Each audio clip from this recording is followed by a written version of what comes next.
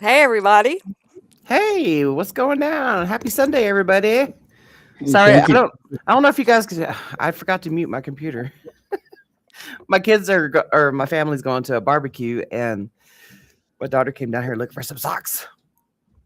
So anyway, welcome to this. We're gonna have this is Sunday episode of Recap with Mac. We were unavailable yesterday.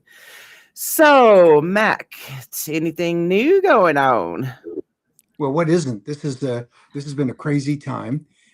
We have the two pending scheduling recommendations, and on top of that, a request for information from the Assistant Secretary for Health at the Department of Health and Human Services, which has been widely confused, deliberately manipulated by some in order to try to spike the number of comments into what the HHS Assistant Secretary asked for, and specifically, if anyone wants to go and read it, they can see that there is no question that this is a request for scientific information that someone may possess in order to help them understand what the proper levels of 7-OH would be on the scheduling recommendation that applies to 7-OH in its concentrated form and chemically manipulated form. That's all it is. And what the 7-OH people have done is that they've hijacked that request for information, and they got caught in a couple of ways. First off, they come out and say, "Oh, anybody can comment, and we want you to comment because this will help people understand better on the government side what your experience is." And then they absurdly say that the whole group of comments will constitute some sort of scientific evidence based on the amount that you are consuming in a milligram form. That is utter and complete nonsense. The people that are expressing it know that it's not true, but they're using it in order to gin up two things. One is to confuse everyone.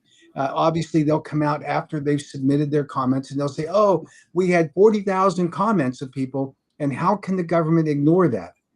The second thing that they're asking people to do is to write to their congressman and say, "Oh, we're under the authority and scope of this new Assistant Secretary for Health request for information. We're telling you not to allow the DEA to schedule kratom."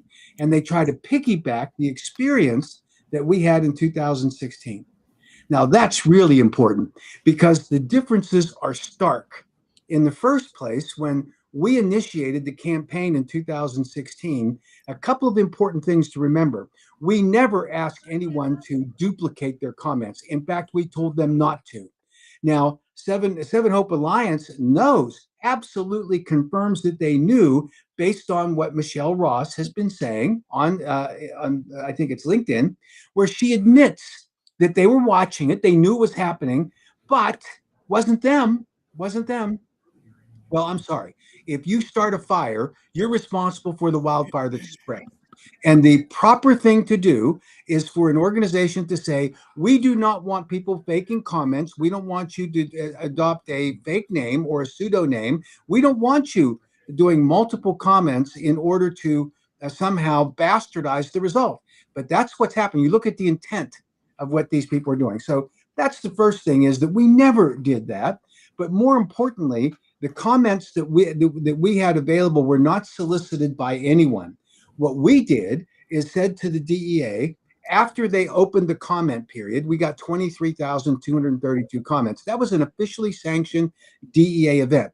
But in that 30-day period, which is the comparable period we're in now, we just had people that were calling their congressman, emailing their congressman. There were 6,000 phone calls made to the DEA, which the DAPR office said they'd never seen anything.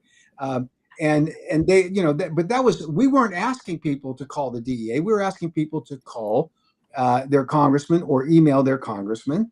And it was I would say, an organic effort to make the phone calls to the DEA. Understood? But the important difference is that we were talking about a body of evidence of decades, and in some cases, centuries of safe use of natural kratom products. That's what we were talking about. We weren't talking about a newly introduced, chemically manipulated opioid that is akin to a drug dealer sitting down on the street. And I know that there are some in the 7-OH community that say, oh, we can't be accountable for what the 7-OH manufacturers did when they introduced the product on the market. We're just concerned about the consumer that got addicted, that got trapped in that addiction, and now they're hooked on it, and we can't, force them to go off of it. That's their message. I mean, it's astounding to me. It is astounding Yeah. because that whole message is it's okay to let some drug dealer sitting on the corner to sell fentanyl or meth to someone because the person wants it, because the person may need it, right? That's their message. And they don't care about the fact that that addicted person may be harmed as a result of it. That person may end up in a treatment center. That person may end up dead. They don't Not care. May. Not Right. May. It's happening. Well, it's Yeah. happening between any individual who consumes a 7-OH product, and look at the spectrum of products that are out there. You look at there's some that say, oh, it's 7.5 milligrams is the safe level. And they try to say it's safe because it's different than 300 milligrams.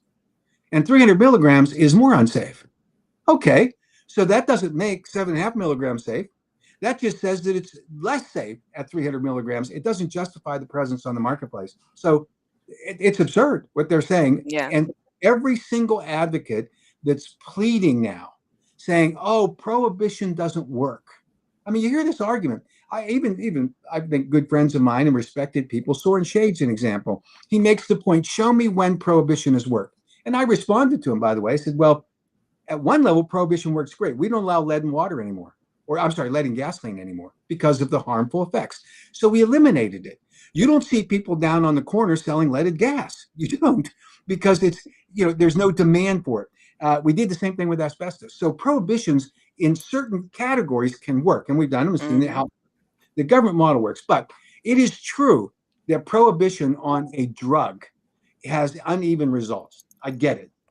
And if you look at the issue that we're talking about, you take an opioid, a full-blown opioid that's sitting on the market today, who got on the market illegally in the sense that the 7-OH manufacturers openly admit they had no basis for safety under conditions of use, as is required by the Food, Drug, and Cosmetic Act. So they don't have to follow that. And literally, Michelle Ross says, I'm not accountable for that because I wasn't around then. That's her excuse. So you come upon some crisis and you opine that it's okay to use 7-OH, and you say, well, don't blame me for what the companies did to introduce these illegal products onto the marketplace today. So I feel badly for any person who got involved in the consumption of 7-OH. There's some personal accountability for that, by the way. You can't absolve everyone completely. They knew that many of them knew exactly what they were getting into. The ones that I have the greatest empathy for are the ones who thought they were buying a natural leaf kratom product because that's what the package said. That's the kind of perception. And if you heard one time the Seven Hope Alliance say that, or Heart say that, of course not, because all of their people are representing the companies that introduce these products on the marketplace. And Michelle Ross can say whatever she wants, and she can hide in any corner she chooses. She can't avoid the responsibility of what her sponsors did. They almost like demonize. They almost. I've heard them go off on tangents to where the people that are complaining about being addicted or having issues with any of their products, it's like it's completely their fault. They should have known. Almost just hateful. It's like, okay, at some point, let's go ahead and admit y'all came in the marketplace wrong and you marketed it wrong.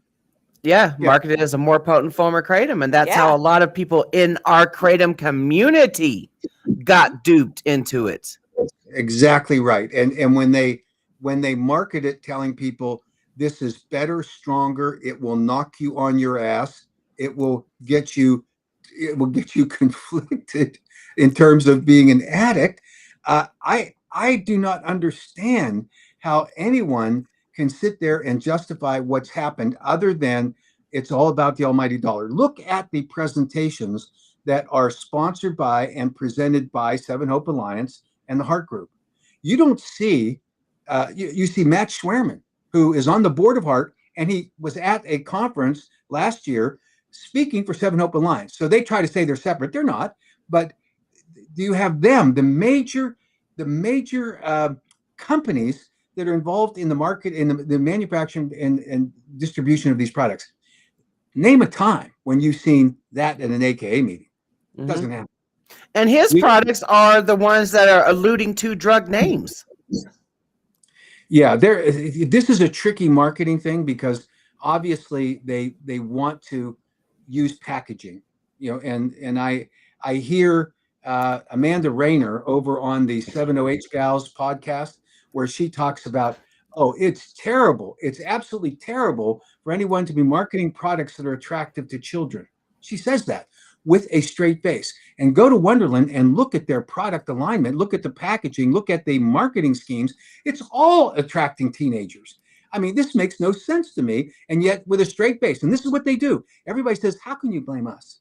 This is just about misbehavior in the marketplace. It is not. When you call it kratom, which it's not, when you put in a chemically manipulated opioid, make the majority of the product 7-hydroxymetrogeny or worse, pseudodoxil or the MGM 14 and 15 and 16, if you make it that, then it's not the consumer's fault, right? We at the AKA solved this problem back in 2019 at 2 levels. We actually started developing our Kratom Consumer Protection Acts in 2018 in preparation for the 2019 legislative sessions. So when we went to the legislators, we said the first thing you should do is make sure that the product formulations are correct. And we put in a limitation on extracts.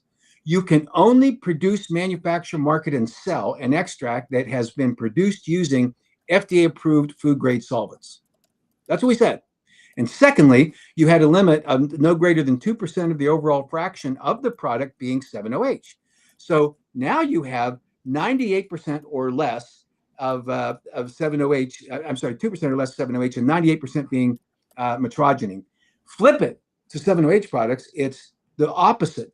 The vast majority of that product is 7OH or pseudodoxil, depending on who you do it. So there's that. That's an important factor along the way. So we put these regulations in effect and we promoted them, we supported them, we argued for them. Nobody was going to argue with us that we're responsible for putting bad products on the market, because we simply cannot tolerate that.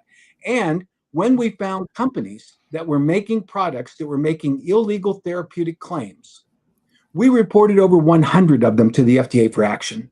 We didn't sit back and say, don't blame us, don't do that. I mean, this is nonsense. And yet they want to say with a straight face that somehow they're justified because, AKA did it the same as we're doing it now. We did not.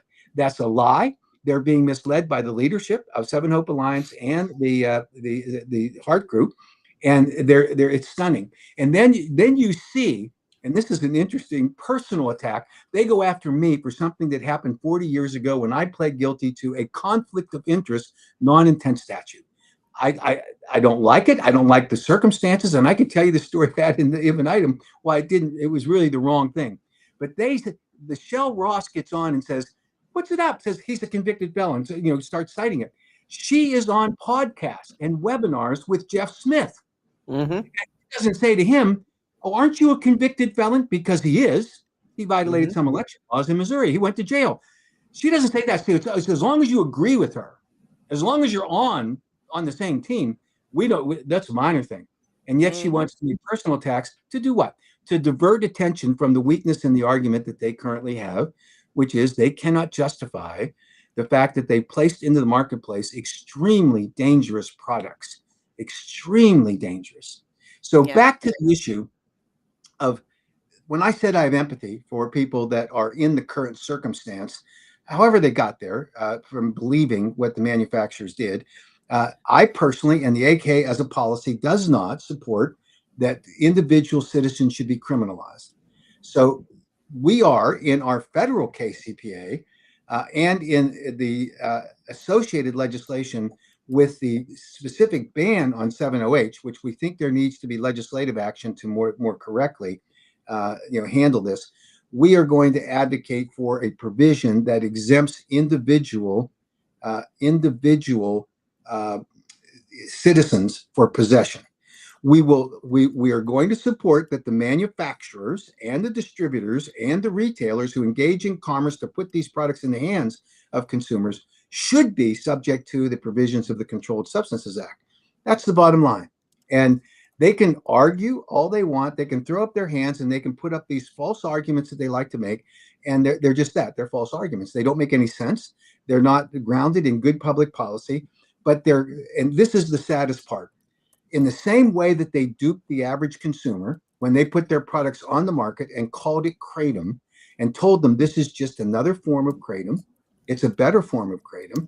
It will make you feel better. It will give you a stronger effect. When they did all of that, they duped those consumers into supporting them. And now, today, they're doing exactly the same thing when they're telling consumers, you need to write to the Assistant Secretary for Health.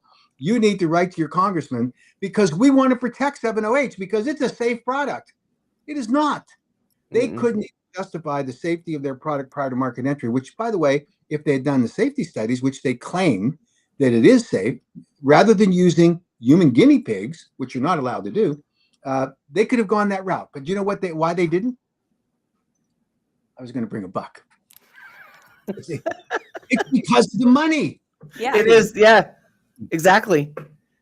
And it's still all about the almighty dollar. That's why they did it. They couldn't stand to wait. They had to get on the marketplace because guess what? They had this great product that would, that quoting the representatives at the Champ Show, it will knock you on your ass. What in the world are we doing? And that's what they did. And now we sit back and we hear apologists like the Seven Hope podcast girls. They apologize for it. And I saw the video that Madeline Sklar put out. In my opinion, I cannot even see a better example of hypocrisy than her. She has been for a year saying, I'm not advocating for 7-OH. I don't do that. I just don't want people to feel, to be caught in a prohibition. That has been her excuse for a long time. Now, does anyone think in their right mind anywhere in the universe that going on an advocacy podcast for 7-OH to go and tell the Congress not to ban 7-OH and argue for all that, tell me that isn't exactly what we have known for the last year? Mm-hmm. And interestingly, 2 weeks ago, I was on their podcast. They refused to let me come on. They will let anybody else come on. They will have guests from the 7-OH industry. They will have Wednesday Forest Fair, and I want to talk about her for a second before I stop. They have all of these people that are out there on their podcast. They won't let me. So I was on the chat board, and when people were commenting, I said, "Well, here's the information that responds to the argument." I was respectful, civil. I didn't say anything out of line. And do you know what Madeline did? She blocked me. She said, "You can no longer comment." I mean, what? Now, and yet they're at the same time, you have the rest of them all saying, we want everyone to be heard. We want our voices here. I mean, this is the epitome of hypocrisy that the 7-OH gals are involved in, and they want everyone to believe, oh, we're not for 7-OH. There's some of us that take 7-OH. They have a person who works for a 7-OH company who repeatedly says that they're not selling the kind of products that she pours, and they are. She has 2 users of 7-OH products who are testifying for it, and then she has 1 or 2, and then you have Robin Graham. When you talk about someone who doesn't know what in the hell she's doing, she gets up there and says, "Well, we're for kratom, natural kratom. We're not for 7-OH."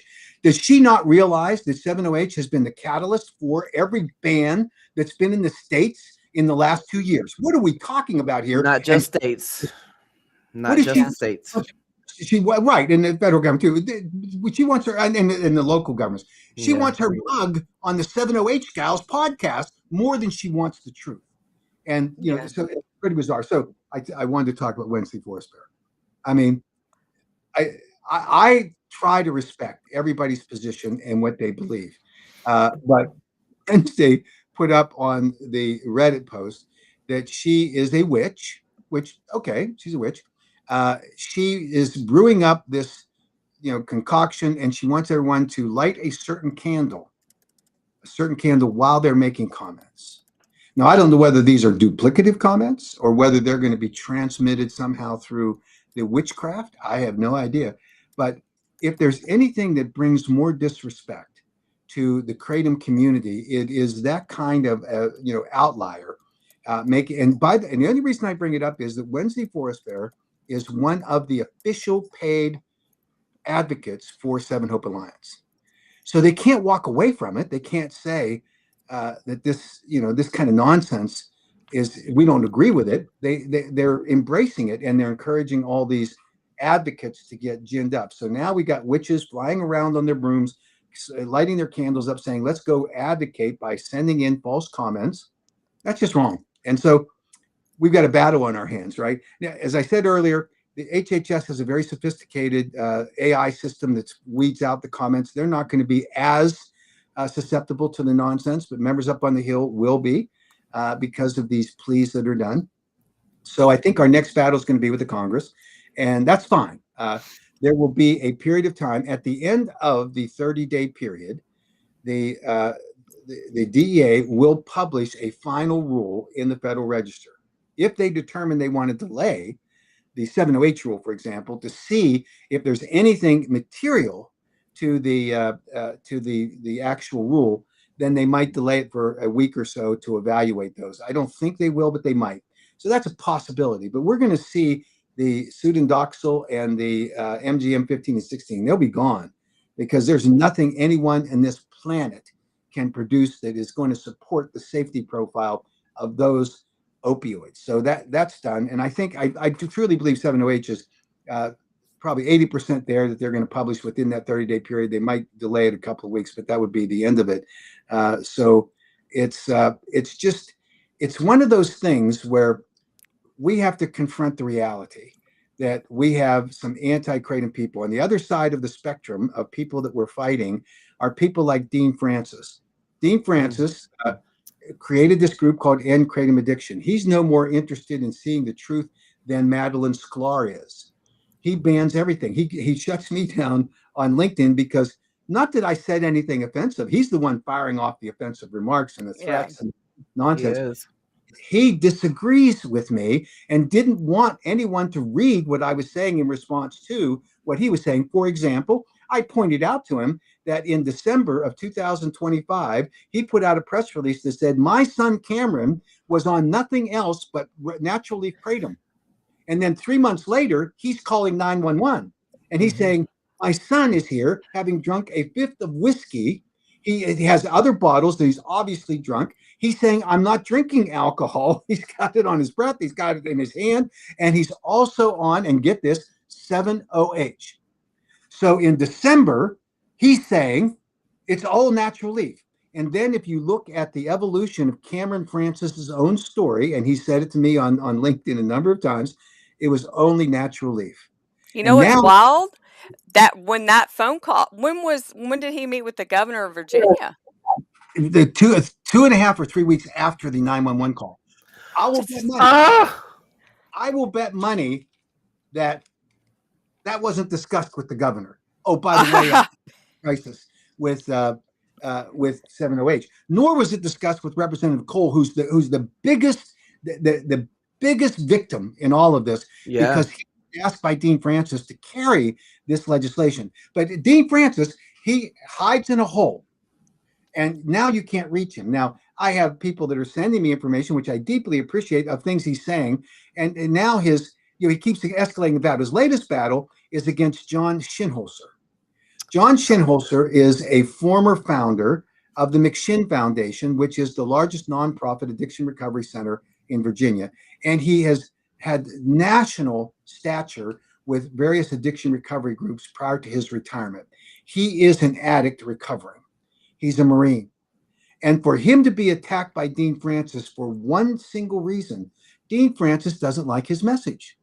Dean Francis wants to say, oh, he's been invited to speak on behalf of the AKA, and the AKA is just an industry trade group, which we're not, but that's another nonsensical argument that Dean likes to throw out there, which makes all of his arguments suspect because he just slings nonsense or BS. He does it consistently. So Dean Francis is a person who has a very interesting relationship with integrity because he doesn't seem to think it matters, that he can say or do anything he wants. And to say that the AKA is a industry trade group, well, who is the End Kratom Addiction Group?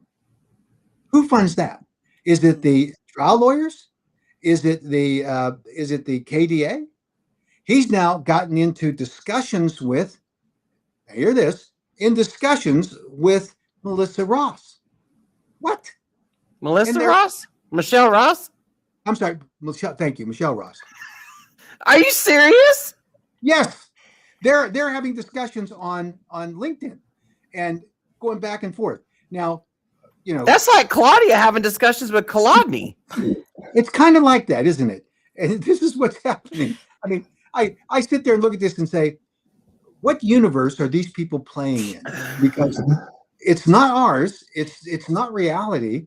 It's, and you would think that Michelle Ross would understand that you have Dean Francis who wants to get rid of all kratom, everything.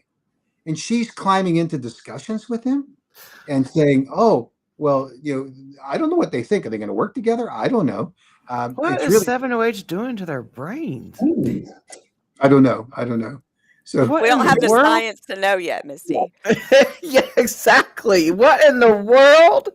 Oh my God. I'm at a loss for words on that. Oh my God.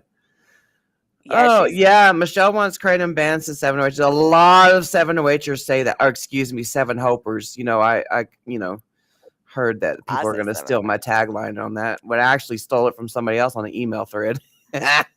So 7-hopers. This is a temper tantrum because what happened was that the decision that was made by the DEA after an evaluation of the factors that are required for review by the Controlled Substances Act, they didn't make it up out of thin air.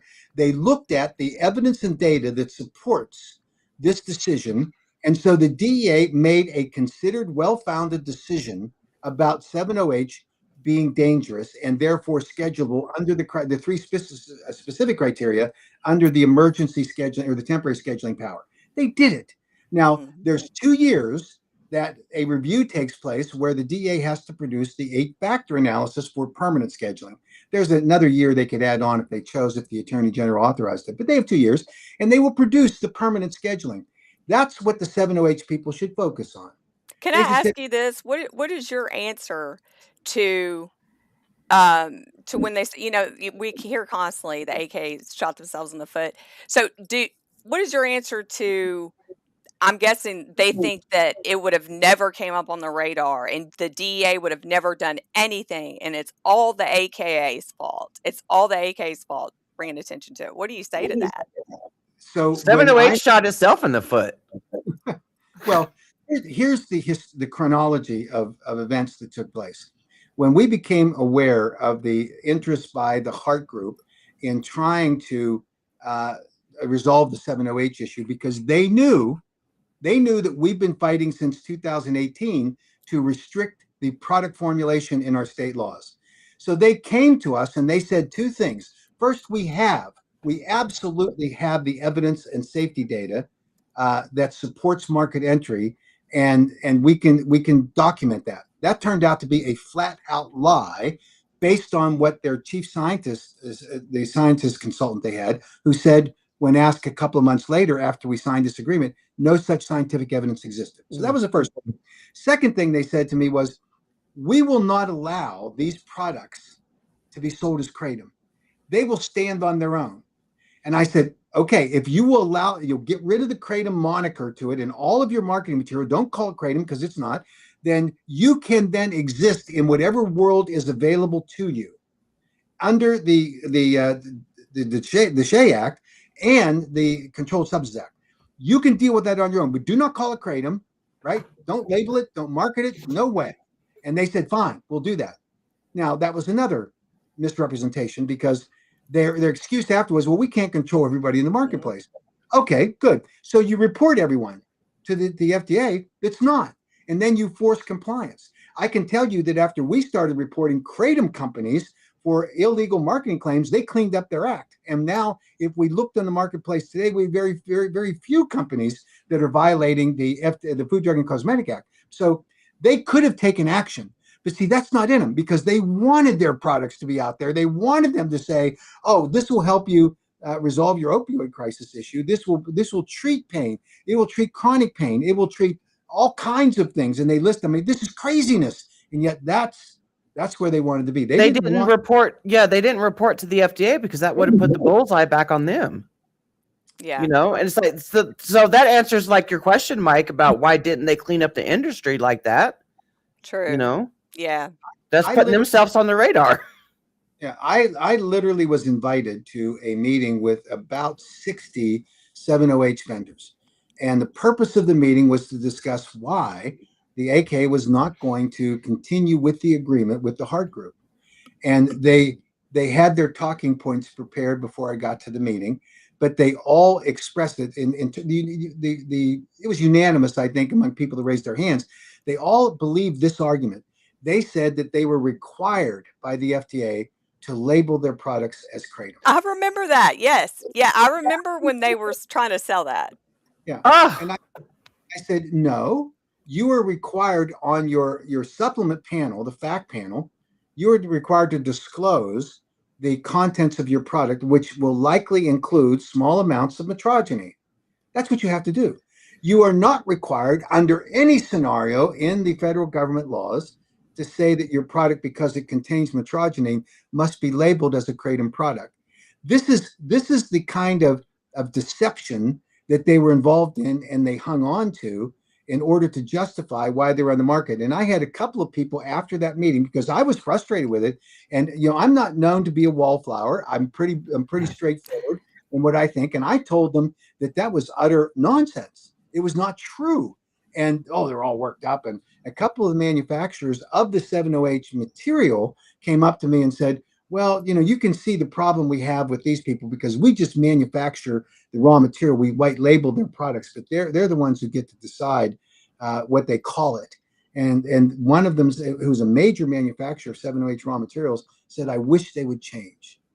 But remember, this wasn't about entering the marketplace with a product that's called 7OH, because in order to, if they label it as kratom, that's what they get, right? They got to fly under the radar doing that. They wanted to manipulate the marketplace. They wanted to take the kratom consumers of natural kratom leaf products. They wanted to mislead and deceive them in order to buy their so-called kratom advanced alkaloid products, because they knew that once there, what happens? You have a product that avoids the gut, goes right to the bloodstream, crosses the blood-brain barrier, gets to the euphoric high center of your brain, gives you a fast high, crashes hard, gets you addicted within a couple of days, and you end up with significant risk of respiratory suppression, because that's the signature of a traditional opioid, because that's what 7OH is. Let's not forget the huge billboards that were put up. The marketing was free 7OH. Yeah. And look what they're doing today. You can get a free packet of 300 milligram opia if you document that you have submitted a comment to the HHS website. They're going to give you 300 milligram packages of 7OH in doing that. What? This is what is so insane about people. They can't help themselves because the money's more important than public safety. The money's far more important than being removed from the market with an unsafe product. And I'll say it again to Madeline Sklar and anyone else on the 7OH gals, you want to justify being able to allow a consumer to be exposed to a dangerous, life-threatening product on the street corner, that's on you. You want them to be able to buy it at a retail establishment. You'll all say, let's not let a drug dealer do it, but you're going to let a kid in a convenience store sell it to an unsuspecting consumer. There's something insane about that policy. There is multiple reasons why Jen and I left the Kratom Gals in May of 2025. There's multiple reasons why, and you guys are seeing the outcome of some of the reasons. Yeah. I think we have a completely different definition of advocacy Yeah. than, yeah. I just wanted to throw that out there, you guys. That right there, I cannot make it make sense how a kratom advocate can advocate for 7-OH when 7-OH has been taking down kratom this whole entire year. I don't understand it, and I will continue flexing the probably over 300 hearings that we've attended to now. That and you weren't nowhere to be found. Neither were 7-OHers. Yeah. You know, it's like I don't understand it. What money is motivating you? Well, no, wait a minute. Are you telling me that you participated in all those hearings, the majority of which were virtual hearings, where people could just sign up and go on? Are you telling me that? Yeah. So surely Robin Graham was on those meetings with you, right? No, wait, no, that's not possible because she tells people to get off their butts and go advocate. And Madeline Sklar is saying, oh, it's so important for the states that you live in because your voice is proportionately more significant than people that are out of staters. She said that. And you had Robin Graham saying, get off your butts and go and testify. And they tried to gloss over that and mischaracterize it, but that's what she said. And she hasn't been to not one of 7 hearings, 5 of which were virtual. What in the hell is going on here? And yet the 7-OH gals, they just putter along, you know. Now, I have to say that I appreciate the fact that you have not censored me. You haven't blocked me from coming on. I've thought about what could I say that might contradict something you think that would give you the justification for eliminating me because I have a different point of view. So I'll tell you what I think it is. I think that the shade of pink on your earphones, Misty, should be a darker shade. Okay. I think that. So on my earphones, I got pink on my earphones. What are you talking about? You got on your little kitty cat things. Your little rabbit ears things. I think. Oh, my cats. Yes, I think it should be a darker shade. Isn't it pink? Aren't they pink? No, they're white. Oh well, they're white like myself. Then I think they should be pink. Forget the white. So you can ban me. You can say we're not talking to Mac again because he thinks that these earphones should be pink. And so therefore we're not talking to him. And then I'll get on and I'll comment. Well, I didn't mean to offend you. I just wanted to state my belief about the pink earphones. And then you can block me for a day. And then have the audacity to say, I didn't block him. I just removed him for a day. Their podcasts are 2 hours long maximum usually. So she blocked me for the entire period of the podcast, so I couldn't interact with people in the comments, not talking to them directly, interact on the comments. And then she has the guts to say, but I only blocked him for a day. So it's not the same as Max said. He's lying when he says I blocked him. I only blocked him for a day. What is she talking about? I mean, I don't know, but I think that's what a person that would say they're on 7-OH would say. Because well, we could put YouTube commenters in timeout. So the only way you could know if you're blocked is can you go over there and reply on any of her videos? If you can't reply to any of her videos, then she blocked you. Yeah. Yeah. Well, she blocked me for that comment period when I was just saying I was interacting with other commenters, and she blocked me because she thought it was too disruptive. And I never said one unkind thing to anybody. I just said, here's my view. I answered some questions, but that was diverting attention, I guess, from the 7-OH is great message that she was promoting. Oh, I'm not promoting 7-OH should be available to people. I just, and then here, it's really interesting. She got really offended when I called her a libertarian. Well, I was talking about her libertarian view, and she obviously doesn't understand what it is because it's not a negative thing. I have many friends who are libertarians. I don't agree with them all the time. Libertarians just say, live and let live, no rules. You just do what you want to do. And she was deeply offended that I called her a libertarian. And yet she attends the 7-OH webinars. She brings the 7-OH advocates on her show. And she says, I can't participate because I'm a lobbyist. Well, does she think that the people that they're bringing on the show are not lobbyists and advocates that way? I mean, what is she talking about? Do they not participate advocating on behalf of an organization that they're paid to advocate for? They're the same as me. Why did they get a special category difference? It's really. What's up, Chad? I see. You know what, Chad? And I see. And Regulate Creative now. I know who you guys are. I love your comments that you give out on TikTok and X and Reddit. Yeah, Michelle. Ross blocked me for politely pointing out that she did not, in fact, fight for kratom in California. She blocked me last year after I called. She was talking about how she attends all these hearings and stuff. You know what? The thing that I love, Mac, is when people say that they attend all these hearings, right? Not realizing that Jen and I record these hearings that we've been doing for years now. Well, I'd say about a year and a half or so.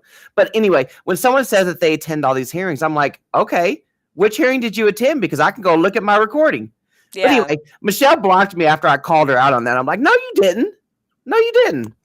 And then another lie that Michelle tells on me is that she was standing behind me in a line at Champs last year, overhearing me say that I hate 708 users. I have never said that I hate the person. That's their whole thing that they do. They act like we're just over here demonizing the consumers. You know, like we're just talking so bad about them. We just hate them. We hate the substance. We don't hate the people that got duped into the substance. I feel horrible for the people. Me too. Got duped into it. Yeah. So I can't wait. I cannot wait now that you've said what you just said, Misty, for Robin to come back at me and say, there's evidence that I attended these hearings because Misty has it. I can't wait for that. We got so, like, this is what I'm saying. We dedicate this is advocacy. You know, we go where we're needed. We go testify. It's 9 times out of 10, it's going to be a virtual hearing, which I thought was hilarious when a 708 over there on Reddit said, "Oh, she must be getting paid by the AKA all over the place." Yeah, the AKA just flying Misty everywhere to attend 300 hearings. Like that? What? Yeah, this is it's really unfortunate because there's nothing unusual about people just jumping to conclusions. I mean, oh yeah. And I don't blame too many of the people in the 708 people who, without all of the misinformation that's floating by 7 Hope Alliance and by Heart, they might jump to conclusions that are incorrect. I get that. But when it's spiked by this incessant feeding of misinformation to the kratom community by 7 Hope Alliance, I mean, it's just really amazing that this kind of thing happens, and then they all act innocent. I mean, it's like, oh, I didn't do that. I mean, what are you talking about? It's you guys are the bad guys. And that's pretty stunning because, that we ought to, at the end of the day, I've always believed that you should have at least as much respect as people are earned to give them, right? And so civil conversations are important. I try to be that. I don't always achieve it, but I try. We ought to be discussing the facts, not our emotions, and, not the profanity that you go on the X account and you see the comments that they make. I mean, it's a sad case because if they think that this is going to be persuasive to a public official, an elected official, they're wrong because they appear to be unhinged. Yeah. They appear completely, off the planet in terms of having a rational discussion. If you guys haven't seen Mac Haddow's X account comments, go read those comments over there. Yeah. And Mac, I have seen you do webinars and everything with people that have called you every name in the book. I wouldn't have given them the time of day if they asked me, if they would have treated me like they did you. I've seen you be very fair. You're always open to an honest discussion, and you want it to be upfront and open so everybody can be a part of it. And I don't see anything. Honesty is always the best way to go. Honesty and respect. But not everybody has that. When they start calling you names and attacking you and threatening you, saying you're going to have blood on your hands, I mean, at some point, it just... You know what? I saw your comment too, Mac, about you want to talk about the blank check? The blank check the 708 industry gave you? Offered. Yeah, if we were, that was the interesting thing because they make it out to be, oh, well, you're just out for the almighty dollar, and you've got all these natural leaf kratom companies that are supporting the AKA.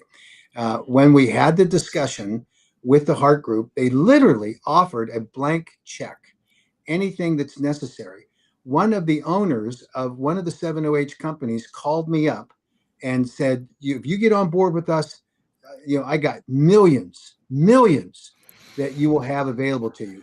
When I refused to do that, refused to accept the blank check, he came back, same guy, and said, I have $20 million and I'm going to destroy you personally and take down the AKA. Now, that guy is out leading seminars on this. He obviously had the money, by the way, because they were raking in the dough here for the last 3 Yeah. years or longer. But it would have been easy to say, oh, well, let's cower in fear. Let's work a deal. Let's accept their blank check. Let's all roll together and try to figure out some way to do it. And that's why I find it fascinating that they try to make this into a turf war. This is a battle between the big natural leaf kratom companies and the big 7-OH companies. And they like to sell that narrative. It's a turf war. If we were a turf war, what the hell was I doing advocating on behalf of the American Kratom Association in 2018 that we should limit the amount of 7-OH in products because it was unsafe? Products that exceeded those levels were unsafe to consumers because we've always adhered to the principle that we protect consumer safety. And why am I advocating for legislation that says you cannot exceed the FDA-approved food-grade solvent extraction? It's USP 467, which limits the potency of the products. What are they talking about? I mean, we from the day one have protected consumer safety. And if there's anybody that can show me where the so-called 7-OH consumer community is sending a lot of money to Heart or to 7-Hope Alliance, you can look at our 990s and you'll see that we get individual consumers who contribute to us. There's a category that we're involved in right now with litigation because we've been sued by trial attorneys, and that balloons our contribution level, which are covered by the indemnification we have with some of these companies that are involved in this. But that's not advocacy, and our advocacy is funded in large part by consumer contributions and always has been. But again, this is about backlash, finger pointing. This is about retaliation. And it's not about a discussion about consumer safety. It's not about the safety of the products themselves. It's not about the packaging or the attractiveness and the product formulations that will impact kids. None of that. It's all about get out of our way, either join us, jump on the bandwagon, you'll be on for the party. And it was really interesting. One of the discussions that I had with them, they pointed out something that's true. They said, you're an older guy and you're not going to be around for more than a couple of years, so why don't you ride along? I thought, what? But that was their view. They said, oh, Haddow's going to retire in a couple of years, so what does he care? Let's just get this thing done and we can ride the wave here for a couple of years. There's so many people in this world that just don't do things for the right reason, and it's even legislation, lawmakers, yada yada. So I think people just genuinely don't believe people do things for the right reason anymore, and that's just not true. Like us, we get accused for being paid advocates all the time. Right. And all I can do is up the number of prayers that I say for you so that you are adequately compensated, because that's how you get compensated. I had a similar experience back in 1994 where I was heavily involved with Senator Hatch and the advocates in the dietary supplement industry, where we were trying to fight for the Dietary Supplement Health and Education Act to be enacted, because the FDA at that point was going after all dietary supplements. And the battle between individual consumers of dietary supplements, not the companies, because they were all in chaotic disarray, much like the kratom industry in some respects, but the pharma companies were coming after us. And you talk about big bucks battles. And the thing that won the day was that you had a highly principled U.S. senator and a representative, Richardson from New Mexico, who were the chief sponsors of the Dietary Supplement Health and Education Act. And they stood against, they had all the offers. Hey, you stand down from this legislation and we're going to fill your coffers with all the money you need for your reelection campaigns into the future, right? And both of them, I sat in the meetings, both of them said, no, go pound sand. We're not interested in that. This is about accessibility for consumers of products that help maintain their health and wellness. So from 94, you fast forward to today, same dynamics. We'll offer you a lot of money if you just shut up. That's sort of the message. Yeah. We didn't shut up. They're ticked off. We're back in the fight. And people need to understand that there is a significant amount of money behind the 7-OH industry they're going to lose Yeah. in what 20 days, or maybe it's less than that. They're going to lose this market, and they're going to rely upon the black market, the so-called black market, and that's unfortunate. It's true, there will be some of that, but they're at risk. And I think the first couple of felony convictions that come down, if it comes down on them, then I think it's going to dry up that marketplace. Then you'll be left with a very small segment of these high risk products that will be sold on the black market. And then they'll just pick them off one after another because there'll be so much attention to it. And guess what? There'll be plenty of people willing to blow the whistle on them, saying, they're out there selling. They'll identify them. They'll buy the products just like I do. I buy products that are 708 products and the MGM-15 products all the time, and they send them to the American Kratom Association for us to take and test. I don't understand that. They do. So they're not even good criminals. And I think that's that'll bite them in the ass when it comes back. Oh my God. So, I want people to think about this. So everybody wants to, harp on Mac for being an ex-felon, but imagine an ex-felon being handed a blank check from an industry that's probably they got to be at the billions now. Oh, yeah. They've had to supersede millions. So imagine that.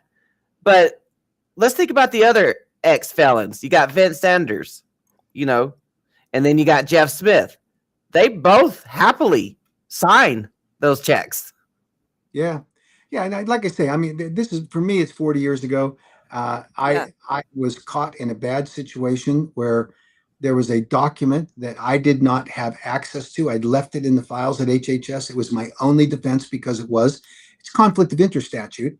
And the indictment that was issued by the department required me to have as a defense this document. I didn't have it. After I pled guilty, and I refused, in order to plead guilty in a proceeding like this, you have to say to the judge, I did it. I said, I'm not going to do that. And so out of frustration in my negotiations with the Department of Justice, they said, well, will you plead guilty to the 10-day period between the waiver not having been signed and the first check that your wife got and working as assisting with fundraising for this nonprofit group? And I pled guilty to the 10 days.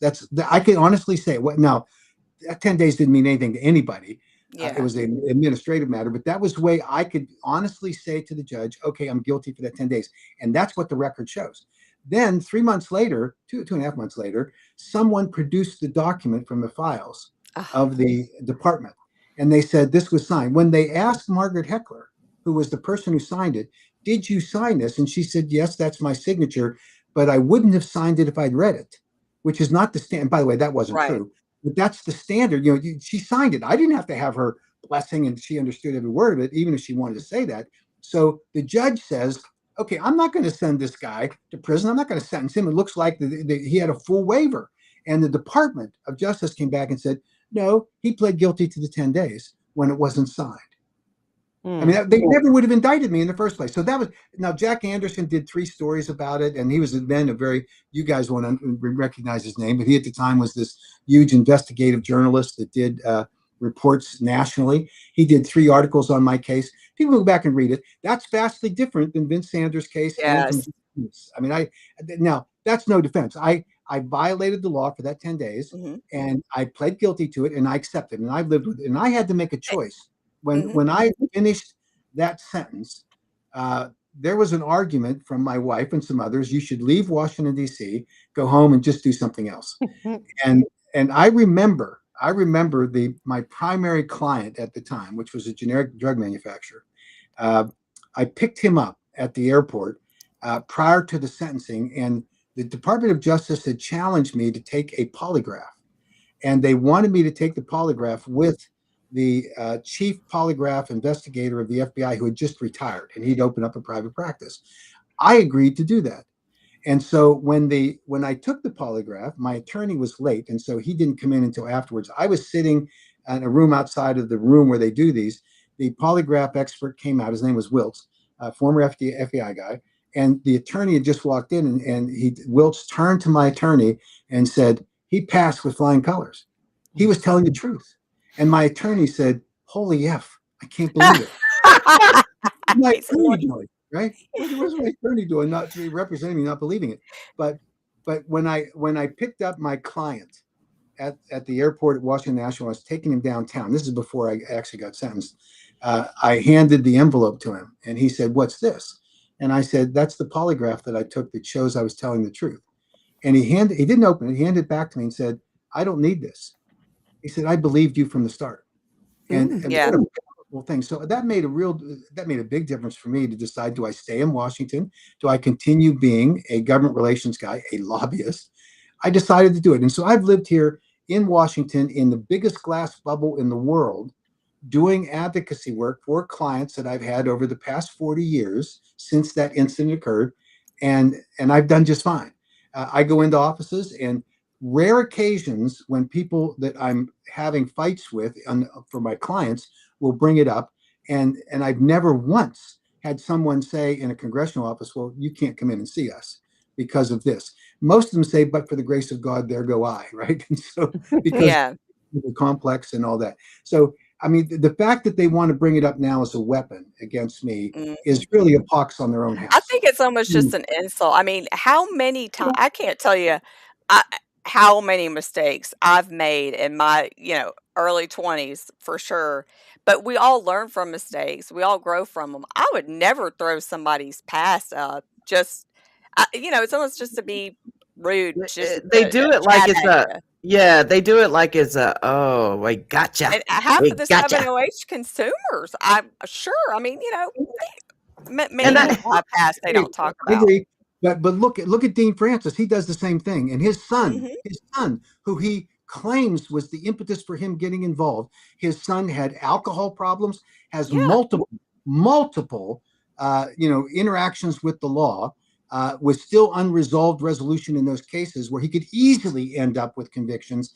And see, that doesn't matter, because anything they can use as a weapon in order to fire across the bow to try to take someone down, that's what they're about. So they missed the mark with me because I have always been open. I have to declare in every lobbying report that I file, every time I filed, and I just did it a couple of days ago here, it was yesterday or 2 days ago, I have to file my conviction report. I tell my clients, I'm not hiding anything. And they want to act like, oh, some big surprise, this is a nefarious thing. Yeah. The American Kratom Association knew about this conviction when they hired me. And this is just and I think someone just commented, they're lashing out. That's what it yeah. is. They don't want to deal with the reality of what we're actually doing here. And they can't believe that anyone might take a principled stand that disagrees with them. That's it. Yeah. And they think they're right. And so they're justified in firing across the bow any argument that they can conjure up in order to do it. And what they don't want to talk about is, did they meet the federal law prior to market entry? No. Did they do they meet the federal law in order to put products on the market? No. Do they label their products according to federal law? No. So they get these constant barrage of violations that they're currently engaged in, and the only thing they could come up with is, well, what about the people that are hooked on these products now? Well, you hooked them. Yeah. Hmm. And by the way, we have laws that, whether we like them or not, we have to adhere to. And you just can't say, "Well, I don't like that law, so I'm gonna avoid it." Now, I confess that there are occasions that I exceed the speed limit, and so I take a risk, right? But there are laws that are important here, and here you've got one that protects the safety of the public. That's all it does, and they simply have to conform to it. And the way to do it is to conduct a safety study. They did one, and it failed miserably because Yeah. the product is so powerful. And so they tried to change the study parameters in the middle of the study, and the beagle still suffered neurological problems at a dose lower by significant factors Much lower, than yeah. what Vince Sanders' product was. And so, whoop, that didn't work. And so now they're out, thrashing around. So, it would be comical except for the impact on the consumers who were duped, misled, and lied to about the products that they were buying, all thinking that this is just kratom. And when they buy a sublingual strip that gets in that euphoric high immediately, and then gets you hooked because you crash, you say, "I need more." That's something. And then you have, and we haven't gotten to much of this. You have on the other side of the spectrum the anti-kratom, all anti-kratom people. Mhm. You've got the Dean Francis, you've got Andrew Kolodny, you've got the KDA, and you have Patty Wheeler, Patty Wheeler, who just was up on Facebook yesterday, celebrating that she sold finally the streaming rights to her documentary. The documentary that she said was only to educate people, not to ban kratom. She didn't want any kratom consumer to be deprived of the right to do it. She just wanted it regulated. And then within a couple of weeks of saying that, in a national podcast, she goes out to Utah, gets a blessing from Senator Mike McKell, and suddenly she's all for a ban. And she says it. But the most important thing is, she said on camera, when asked by a reporter, "Are you sure it was kratom?" And she said, 100%. The medical examiner told me.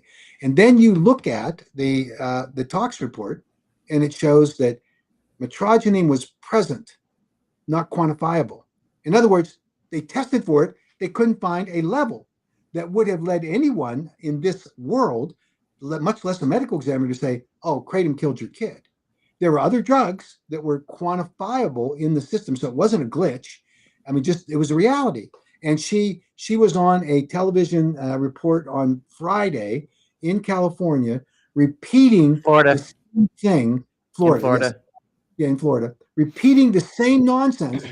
Oh, kratom killed my kid, 100%. And he was consuming massive quantities of kratom. And then she just like Dean Francis's Cameron's son, changes the story. Yeah. And trying to move the story to the reality that she's not telling the truth.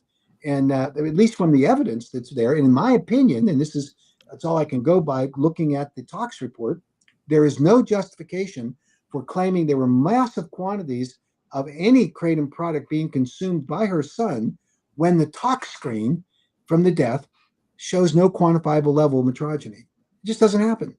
And by the way, when you listen to what she says, the medical examiner told her that she had a couple of cases reported to her by other medical examiners in the Fort Worth area in the 2 years preceding his case, her son's case, were saying that kratom was involved in these. Well, okay. That sounds familiar. Yeah. Why does the medical examiner fess up? Hey, I made a mistake here. I overreacted. I responded to what I was hearing on the chat boards. This isn't a third grade little girls talking in the restroom. This is real life. Yeah. And yet this is what happens. And so for Patty Wheeler to publicly continue to say, when she knows better, that kratom killed her kid, there's only one reason I can think of. There must be a lawsuit lurking in the background. Where's that buck you got? Yeah, where's that buck? Hold on. Yeah, all about the almighty dollar. I'll bet. No, I'm going to tell you what I'm going to do. I'm going to tell you how confident I am in this. I will bet $20. $20 that she's got litigation against the kratom company. Mm-hmm. Why? Why would she be doing this? And why does she get away with getting on these news reporters? The news reporter doesn't say, oh, "Wait a minute, tell me exactly how much kratom was on the talk screen." You know who needs to interview her is that same lady who interviewed Vince Sanders when they were walking around in his factory. Yeah, and she's yeah. I remember her saying something like, I'm paraphrasing here, but you don't think it's weird that you don't have any safety studies? Something like that. Isn't it weird that your talk screen on your son didn't show massive quantities of metrogene being consumed immediately prior to his death? The one the death that led to a seizure.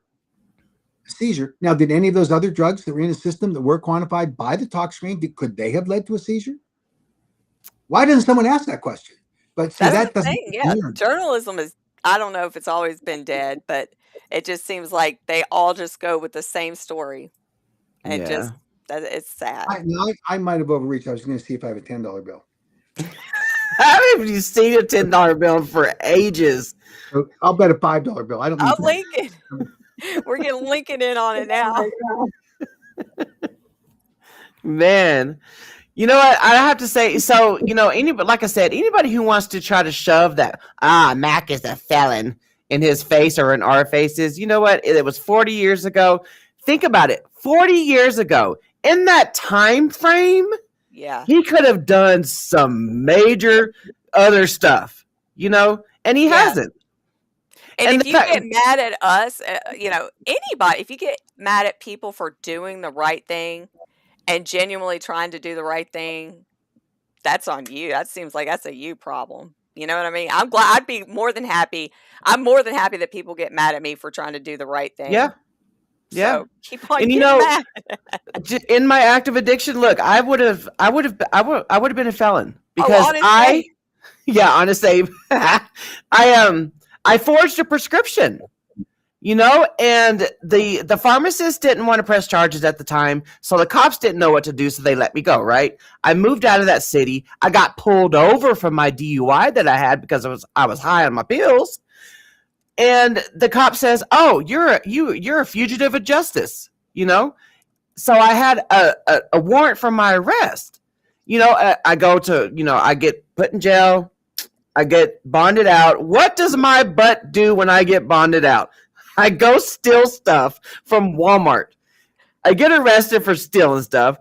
Then I'm in jail for 36 days waiting for my case to get before the judge and all that stuff. So I pleaded down on the felony part, to just DUI or I pleaded guilty for the DUI, and then for the felony, for the prescription part, I pleaded down to that I was in control, that I had the controlled substances on me when I never did because the pharmacist didn't give it to me. But that's me. I would have been a felon, Yeah. But I paid a lot of money for that DUI. I paid like 10 grand for that DUI. Did it ever stop me from driving while I was on my pills? No, it didn't. Yeah, but I mean, none of us would be, nobody would be where they are today without making the choices we made in the past. Some of them were bad, some of them were good, but I would never redo it because I wouldn't want to change anything. And, ever since I found Kratom in 2019, I refuse to lie. I will not lie about anything because that's what I did for 11 years. I lied, begged, borrowed, nothing worse than a liar. Like a liar, a thief. So I am really big on honesty and integrity. And what let me just go and, segue into the whole seeing Kratom advocates haven't given people the space for 708ers to talk.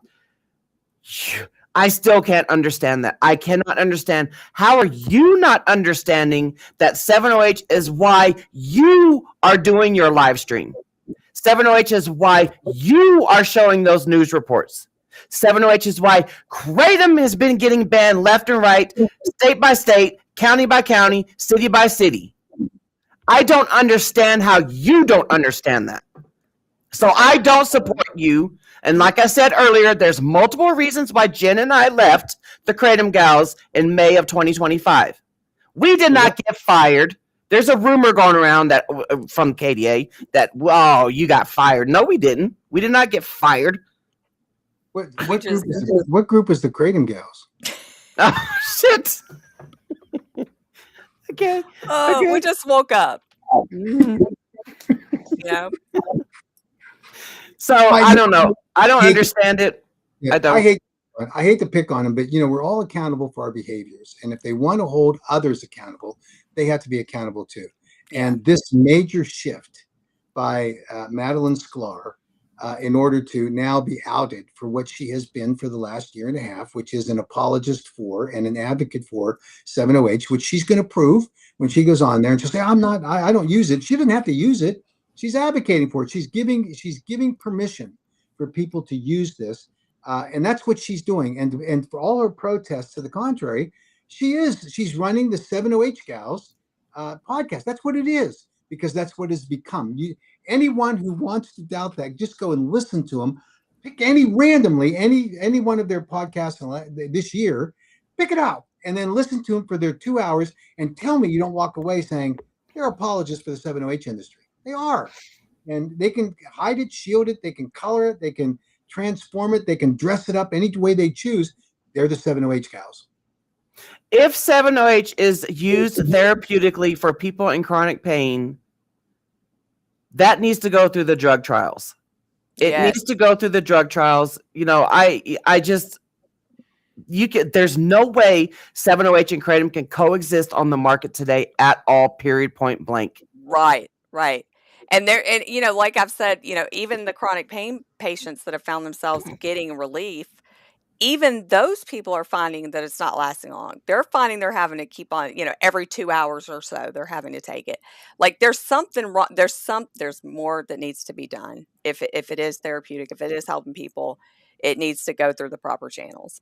I want to Period. know what the unknown compounds are. Yeah.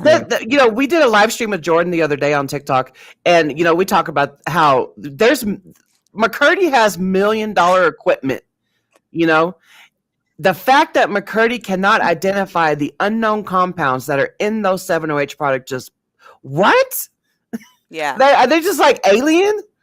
Well, that's part of the extraction process. And what happens when you apply powerful chemicals to the metrogenine powder in order to convert it to 7-OH, you are going to have artifacts that are produced by the chemical interaction, which are unknown. It's not the catalyst that's being used, baking soda or high content chlorine or whatever other solvents they want to use.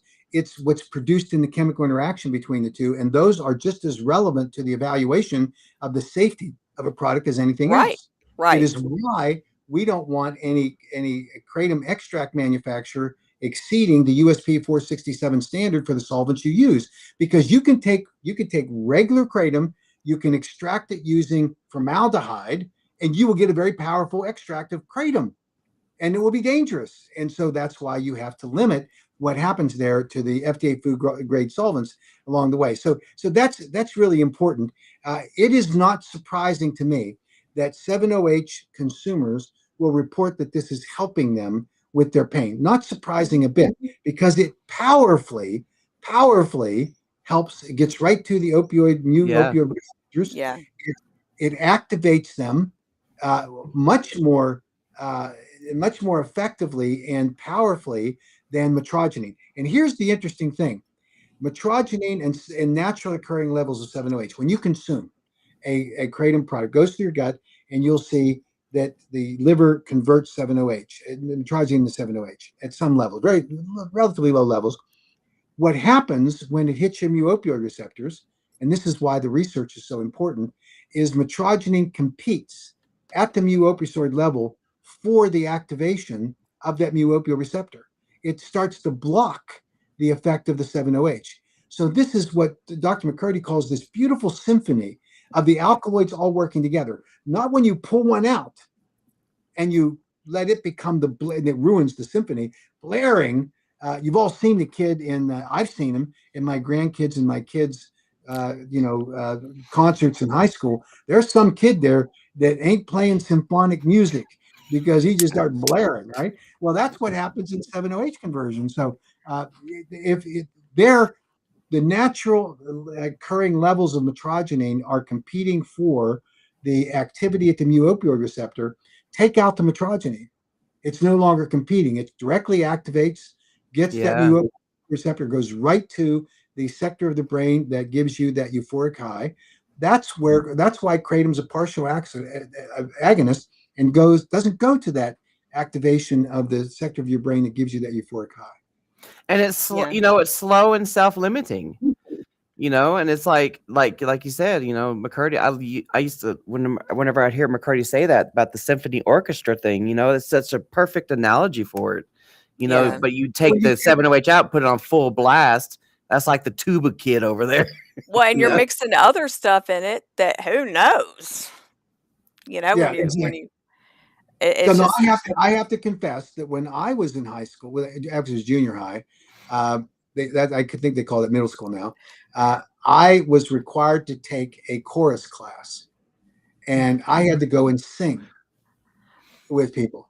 And the teacher pulled me aside and said, "Mac, if you will stop singing, I will give you an A. If you continue, you're getting a C, which is the lowest thing you could have in class." I said, what if I was on the audio visual club, and all of our equipment was right next to the course room. I said, what if I don't come to class at all? What will you give me? Because she offered to let me lip sync at one point, and she would give me an A.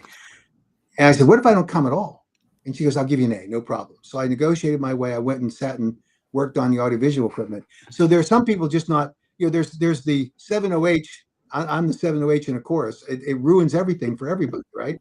and it would be awful. And there would be people demanding their money back when the parents did their concerts. 7-OH is bad stuff. And when it's concentrated, it becomes the majority of the product. You lose that symphonic effect that Dr. McCurdy talks about. And it's interesting because in its natural form, when it goes through the gut, it's slow. The conversion to 7-OH is very slow, never reaches the blood plasma levels that you see in 7-OH products. So they can't, we hear Michelle Ross, it's the same thing. And, it produces in the gut. No, it does not. And that's never at the levels that they're talking about. And they do these testing all the time when they're testing patients on this. So here's the bottom line. They want desperately to have an access to the market for a very dangerous opioid. And that's all it is. And what about the people that are hooked on it right now? Some of them are going to have to find treatment. There's no question. But the reason they're gaining relief for the pain that they're suffering is because the product they're taking is an opioid. I have never said that opioids weren't important in the pain management community. Kolodny has. I think that you need to have, some kind of control on this. And when you're addressing the pain needs of a patient, you need to give them the appropriate level. If it's opioids, fine, but managed, prescribed appropriately, not Kolodny's view of the world, because he was working for the, obviously the Suboxone group. At least that's my opinion of it, based on the evidence that I've seen. So here we are in this conundrum. The conundrum is we're now sitting at the point where 7-OH is going to get banned because of the bad actions of the manufacturers who placed it in the market illegally without any concern whatever for the consumers that are taking it, for their safety. Now you've got a whole sector of the natural kratom leaf community got duped, misled, and deceived, and they're now hooked. And now we're saying, we can't let them, have a problem because it's in. What kind of thinking is that? And yet that's their message. And when you normalize something, and day after day, you tell if you're having a good experience with it, and you tell the story and you normalize it and you have more people. I mean, that's advocacy, is it not? I mean, I just, you you know, can't call that advocacy. That's like being a lobbyist. That's a bad. I mean, come on. My bad. I look at okay, because there's a lot of people inside the kratom community that started taking 7-OH. Or that's part of advocacy. Yeah. And I look at it like, okay, you cheated on kratom with 7-OH. 7-OH went and got another woman pregnant, which created pseudoindoxil and MGM-15 and 16 and all that stuff, right? And it's like they're going to go away to prison for life because they killed the husband of the woman that I don't know if you guys are following along, but they killed the husband of the 7-OH. So MGM-15, 16, pseudoindoxil, and 7-OH are going to prison for life. Now you guys want to come back to kratom, to the original person that you cheated on, and you want us to accept you with open arms back after you done murdered or murder kratom. Yes, after you done murdered kratom. So here's the truth, and I'm speaking from hypothetical situation of being in prison, and you get a visitor, and the visitor comes in and they hand you over the drugs that put you in prison in the first place. And I kind of observed that happening in the visitor centers of some of these people, and then they suffered the effects of that drug. That's tragic. But you don't get visitation rights under the Controlled Substances Act to come in and say, well, let me just give a little bit of 7-OH, this banned drug, to this individual who's begging for it. That's not the way it works. And so are there options? This is the tough part. Are there options? You're not going to find the option at a convenience store. No. The options can be found when you go to your physician. You say, look, I've got a problem with chronic pain or acute pain, whatever it is, and I need to find an answer. Some people will be able to go back to, natural kratom leaf products, and they'll just, reconfigure their needs to that. Some will be able to do that. Some are now trapped because of the deliberate actions by the 7-OH manufacturers to hook them, all in the name of the almighty dollar. And they're now suckered in, and they are fully addicted, and that's going to take treatment. And if anything, the 7OH people, when they're writing their checks, ought to be thinking about what it's going to cost them in order to fund the treatment. And I think the government should take a hard look at going after those people. And certainly consumers ought to take a hard look about having been addicted to these products that were never on the market legally, to be compensated for what they're going to have to go through. It's awful. I get it. And in fact, I feel terrible about the situation that many of these people are in. But it was not of their making, other than they weren't accountable for looking at what was obvious in front of them. Oh, I just took this Kratom product and man, it whacked me. They lacked informed consent, Mac. There was no informed consent when this came out to market. I agree. And I think that's why they could make a good argument for litigation against these 7OH manufacturers. Narco-terrorism might be in there too. Yeah. Honestly, but a lot of, per our advocacy, Mac, what people are doing are, I explained this last week. There's like different camps here. They will, to get off 7OH, they will use a lab tested metragenine full spectrum extract. They will use that for the first 3, 4, 5 days, something like that. Then they will transition onto the whole leaf powder, and then they will just taper down from there if they're just done. But most people will just stay on the powder. They won't go back to touching extracts, and they definitely won't go back to touching 7OH. But then you have this other camp over here that will just go straight to, just taking a full spectrum extract, and just be fine with that, And then you have the third camp that gets on mat treatment. Yeah. So, but it's doable. There are options out here. There are options. So Andrew Kolodny will be there to welcome them into his Suboxone treatment programs, and that's unfortunate. And there was something about Kolodny was very interesting. He's now in bed with Dean Francis, obviously, and he was on a Kratom sobriety podcast talking about and repeating the same kind of misrepresentation, in my opinion, about his experience in treating patients, because he stood before the Suffolk County and has now in this podcast talked about this, that when he's gotten back into treating patients, which he said he did about a year ago, he said that every one of them that's presented that comes to him is addicted to Kratom. That's what he says. And he repeats it. Now, he kind of blew the whistle on himself when he was describing in Suffolk County, where he said, my patients are ones that I am asked to come and advise on for patients who come to the hospital, tell the doctor that they're addicted to Kratom. He said, and my responsibility is I'm a consult. So he's not the doctor that screened the patient, right? The patient shows up and self-declares they're hooked on Kratom, whatever, and that could be 7OH, obviously. He admits that 7OH is part of this. Yep. And then he says, but all 100% of my patients, well, it's because, that's a self-selected category, isn't it? I show up and I tell people the checkout line here at Walmart is only for potato chips. Then I can say, I only check out potato chips. I mean, what is this guy doing? Now, my analogy is not as good as yours. My goodness, this guy wants to sit with a straight face and say to people, yeah, all my patients are hooked on Kratom. He's standing at a bed with the patient who has entered into the facility, claiming they're hooked on Kratom, probably 7OH, telling another doctor, the doctor asked for Kolodny to come in on a consult, and 100% of his patients are addicted to Kratom. This guy, and by the way, there's no way a professional scientist who understands statistics and how patient statistics are reported would say that with a straight face. He knows what he's saying is not true. Yeah. He knows it, but he doesn't care, because this is about selling the message that he's now on this crusade along with Dean Francis.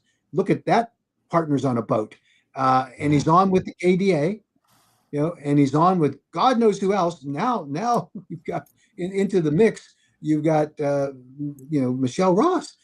Think about captaining that ship. This is going to go down, but we need to make sure that they're held accountable for every goofy thing that they're saying today, and including Kolodny getting up there and just making up whatever stuff he wants to make up in order to support his claim that Kratom is an opioid. And what does he do? He justifies it in a 2014 textbook that doesn't say what he says it's saying. He says that none other than FDA Commissioner Scott Gottlieb said it was an opioid, and he bases it on a computer model developed by the career staff at the FDA, which was roundly excoriated by other scientists in the field, said it's nonsense. And then he says, Well, if they said it, it must be true. Now, as a scientist, he knows that science evolves. He knows that we have more informed science present today, but he wants to put on blinders. And so I don't know. Now I need $100 bill. This is his blinder. Yeah. He cannot see past this. He's looking at bucks to be consulting on these, criminal trial cases or the product liability cases with respect to 70H and Kratom. He just wants on the bandwagon. Yeah. That's Yeah. all this is about. And we're It's gonna mind fight back. blowing seeing people like anybody get up and say the things that we've seen over the, Did you see that Dr. Michelle All? I don't know how you say her last Yeah. name. The lady that was in the Georgia hearing, the blue ribbon hearing, she, praised him on her X account. She praised Kolodny. Yeah, because she doesn't know any better. I mean, this is Yeah. this is what happens in legislature. Somebody, loms on to some discussion or some talking point, and it's true for the legislators get duped into thinking because some mother or dad comes to them and cries and says, "My kid died of kratom." They don't look behind it. They don't look at the statistics or that the data. They just say, "Oh, then we're going to go ban it." And this is what I think that Representative Ah is involved in. She hears Kolodny, says, "Well, let's just go ban that stuff."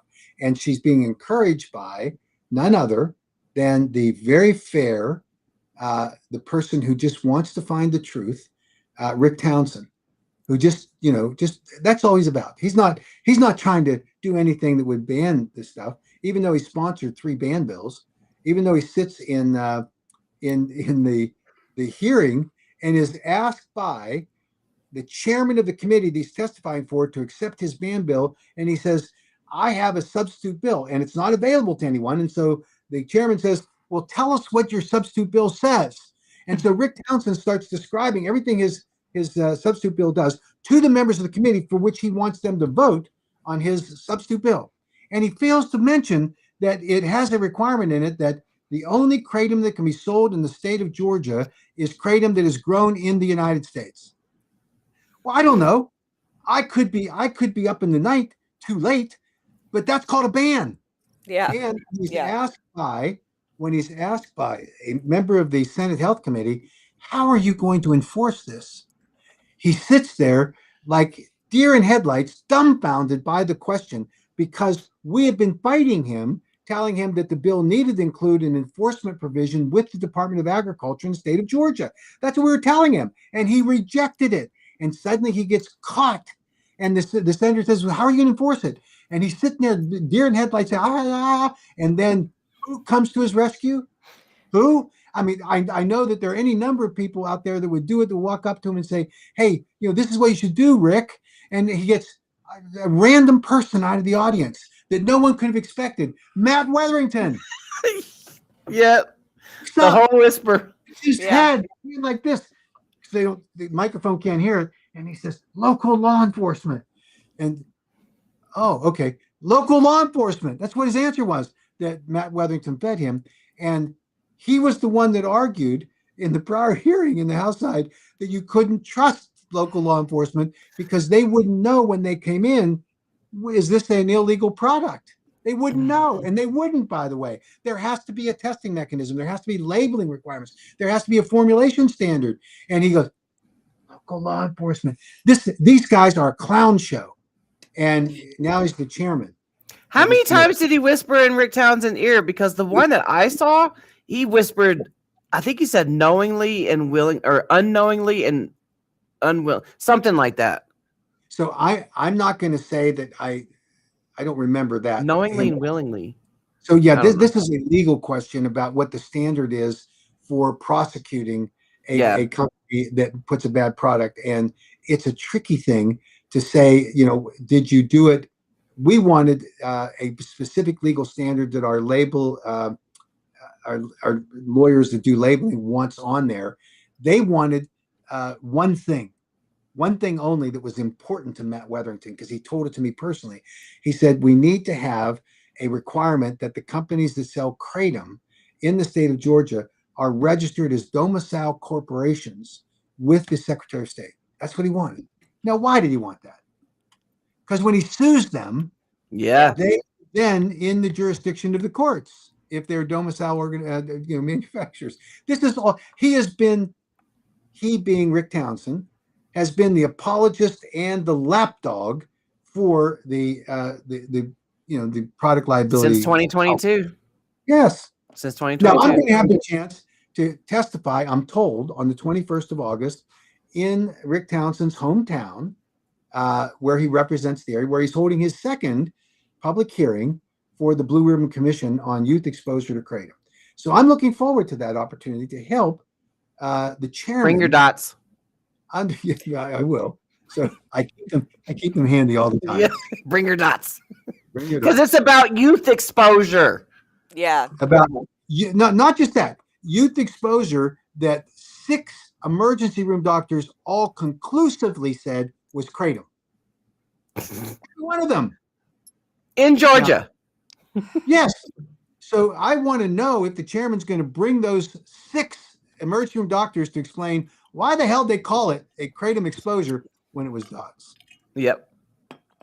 By the way, I found out from a mother when I was describing this that she said that her kid went through that dumping syndrome that's described by the Mayo Clinic when you consume too much sugar in the form of dots too fast with an adolescent. And she said it's exactly what happens. Her kid was, explosive diarrhea, she said, more than I wanted to know, vomiting. The kid was feeling queasy, and yet 6 emergency room doctors concluded that it was definitely kratom. Nick has a question. Do you have any update to the FDA and kratom webpage? Well, here's what I can say. We've been engaged in discussions with the FDA and with HHS for an extensive period of time, trying to come to some language that they would agree to. There is clearly a high level from the commissioner on down wanting to do this. The lawyers that work at the FDA are arguing that to make changes on that website would risk the FDA looking as though they are endorsing kratom as a product. Now, that's nonsense because they can put language up there, and they do it for numerous products that simply says what the rules are. And in this case, the rules are that kratom is allowed to be sold, not banned from the marketplace the way it says now. So they're not endorsing the product. They're just simply saying what the regulatory framework is. So what we were told is that when and if, but really when, the DEA schedules 7-OH, that then they would proceed with changes to the FDA and kratom website that would align with the marketplace. And if they do that, great. Now, we know that we expect that date will be August the 5th when the final rule will be established. And this is important. We get to the end of the 30 days, and then there has to be a second notice where the DEA says, we are now proceeding with the scheduling, the temporary scheduling of 7-OH in the limits that they've specified, and they're doing the second scheduling for pseudodoxil and the other mid-45. I'm sorry, not this is mid-45, MGM 15 and 16. So that's what they'll do. Now that takes a second Federal Register notice. These are not judicial; they can't be reviewed by the judiciary, and there's no public comment period on that. So that's just where we'll be for the next couple of years once that happens. So hopefully, when all of those things happen, assuming that the HHS comment docket does not return some alarming thing that needs to be fixed, which might take a little bit of time for the DEA on the 7-OH level on the one thing, the other one will go through because there's nothing, the HHS comment period does not do anything about the pseudodoxil or the MGM 15. Those are going to get banned as of August the 5th. The 7-OH level might be a subject of controversy. All that to say, whenever all of that gets wrapped up, the publications are made, then we're hopeful that the FDA will move as quickly as they can to correct a website that is misleading, it's wrong, and it's being used inappropriately by state and local governments to ban kratom. It's happening. Yeah. It's happening. They're trying to do it in Ohio. We're in trouble in Michigan and Minnesota.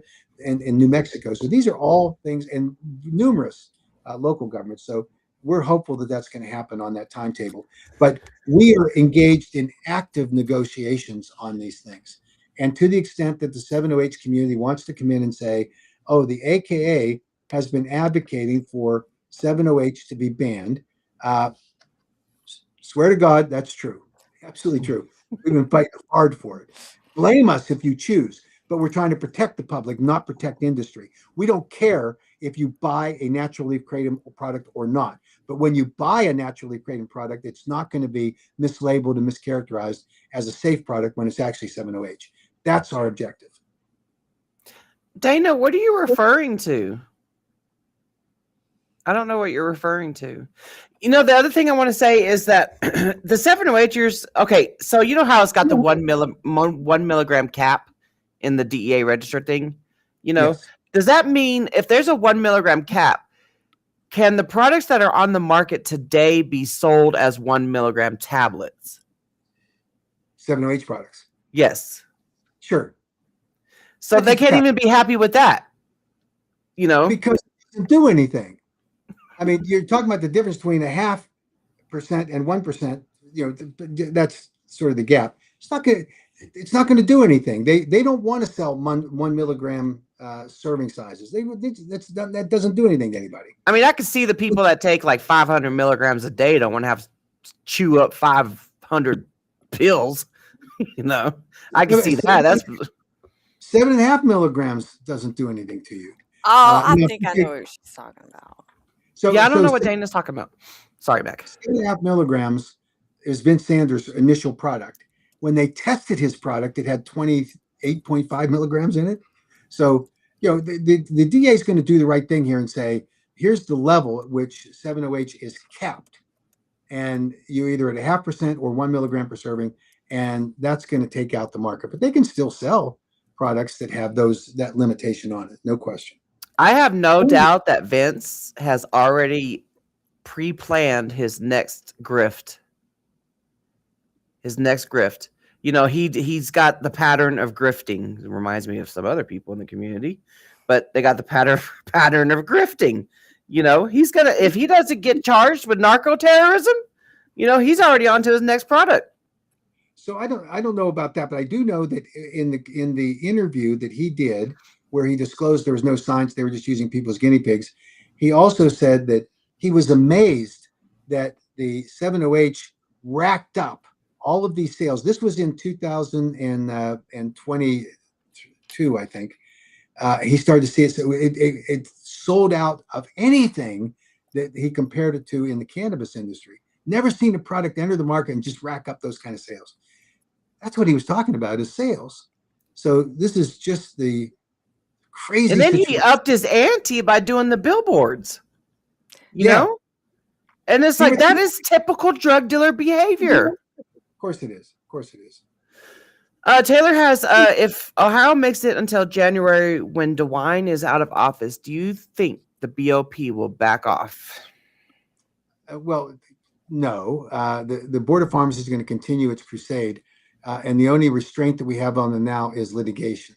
So we filed our first lawsuit. The judge in that lawsuit signed off on the agreement we had that natural kratom leaf products were going to be allowed to be sold in the state of Ohio. They were not covered by the ban. It was only 7OH. Question that arose was about beverages. And so there was a second lawsuit filed, and we let the Global Kratom Coalition take the lead on that. The judge has not yet issued his final opinion on it, other than I'm aware of a discussion that took place in the judge's chambers where he said to the Board of Pharmacy that any product that was allowed to be on the market prior to your rule is going to be allowed to be on the market in Ohio today, with it's a natural leaf product and a beverage, and not violating the 7OH limit. So I think we're relatively safe. We're waiting to see what the GKC lawsuit develops and what the judge's opinion is and what the final order is. But we also heard from the in the testimony where the Department of Agriculture representative defended what the Board of Pharmacy was doing, saying that they were initiating their rules consistent with what the Board of Pharmacy was saying, where they say at the Department of Agriculture that you cannot sell a kratom product in any food store. So if you have a Circle K that sells prepared sandwiches, or for that matter, sells a hot dog, you can't sell kratom there. You can walk straight across the street to a health food store or a smoke shop and you buy it. That makes no sense. And then you have the corollary argument that the only kratom that you can sell in the state of Ohio has to be in a clear plastic bag. It cannot have any directions for use on it, and it can't be for human consumption. Mm. This is insanity. So we've filed another lawsuit. If we haven't, we will the first of the week, against the Department of Agriculture, because we need to stop the insanity. The legislature is incensed about the way the Board of Pharmacy has behaved. And so I think you'll see, when they get back from their recess, action that will supplement what the courts are doing right now. But we've got to put into the put the issue before a judge and get a ruling, because this, again, conflicting regulatory schemes in place in Ohio that have to be controlled. Same is true in Florida. There was a lawsuit filed, I think, on Friday in Florida, because the Department of Agriculture there is, doing things that don't make any sense. We had a good call, personally, from the AKA with the Department of Agriculture, where they did put in a 60-day moratorium on enforcing their regulatory scheme that they had implemented after the AG's rule. But that isn't sufficient, because it doesn't protect kratom bar owners. Right. It has definitions in it and labeling that are, we think, directly conflict with federal law and with the AG's rule. But they don't agree with us on that. So I think you'll see litigation have to play out there as well. Man. This is why y'all need to donate to the AK. It takes money to do all this. It does. These lawsuits are very expensive, and you've heard the old adage that the only people that win the trials are lawyers, and that's true. They drain a lot of money. Now, in this case, we've already gotten one good outcome, and we expect we're going to get another good outcome in Ohio, and we expect one in Florida. But the other thing that will happen in the Ohio race is that DeWine, who is reacting to, as I understand it, the visit by the Gibbs family, and they persuaded the governor that kratom had killed their kid. And I don't doubt the sincerity of the father and the mother who believe that.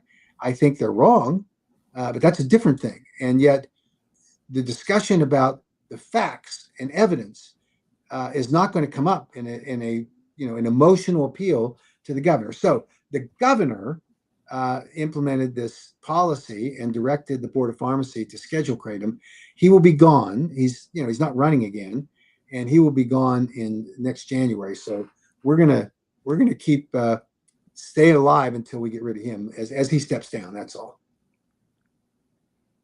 I have no idea what Damon's talking about. There's this app that somebody, you know who he is. I think once I say it, you'll know what I'm talking about. But what she's saying is, I guess, if you download the app, you put in your usage every day, and you can use it to, log in your dosage or your amount consumed. And then if you want to taper off, you can come up with like a little plan. Oh. And so I guess what she's saying is, the person that developed the app is saying that he's going to use the data from it to bring to or to bring to hearings. But I mean, it's not like an official app that, in other words, you're just saying, trust me. I'm not saying he's a bad guy or a good guy. I'm just saying I have no idea if that's. No, I don't know either. Yeah, but I know who you're talking about. Yeah, there are standards that a test that's applied to any evidence and data that's presented. In 2016, the FDA presented what they thought was acceptable levels of scientific rigor that would have justified the scheduling of natural kratom leaf products in 2016. And the DEA said no. And then the FDA submitted a full 8-factor analysis. And when they did that, it was Secretary Jawad, the Assistant Secretary for Health, Jawad, who said, this is embarrassingly poor evidence and data. Now, obviously, there was evidence and data. It was embarrassingly poor. And so the question is, does the data that's presented to support the position that we're talking about here, does it meet the rigorous scientific standards for the development of conclusions that are acceptable to be viewed as scientific evidence? And I don't know the answer for this app. I mean, it could be that there's a sufficient number of people doing it. It could be that it's verifiable. It could be that there's good data produced from it. I don't know. And so I'm not going to say it's not, but I'm telling you that in order to be construed as good scientific evidence, you don't want to get into the situation where the FDA, who believed that the career staff out there thought we put together a great, absolutely great dossier. And then you have the Assistant Secretary of Health, who is the designated official under the Controlled Substance Act, saying that the secretary may designate an official person to make submittals to the Drug Enforcement Administration. He's the guy that's delegated by the secretary. He has to evaluate, he or she, that information. And so that's what we got. We got an evaluation done by the Assistant Secretary for Health that called the FDA's evidence and data embarrassingly poor evidence and data. So there you have it. I mean, it's a question of how we come out at the end of the sieve here and evaluating all this, and is it credible? I mean, it's the same thing as, Rick Townsend deceiving members of the committee who are about to vote on his bill by not disclosing the most important thing his substitute bill does, which is effectively ban kratom. And he doesn't disclose that. And so would you call that a well-developed legislative proposal? No. Dr. Jawad would call that an embarrassingly poor legislative proposal because it doesn't meet the standards that you expect for the right thing. Just like Rick Townsend wanting it being sold behind the pharmacy counter. That was a de facto ban.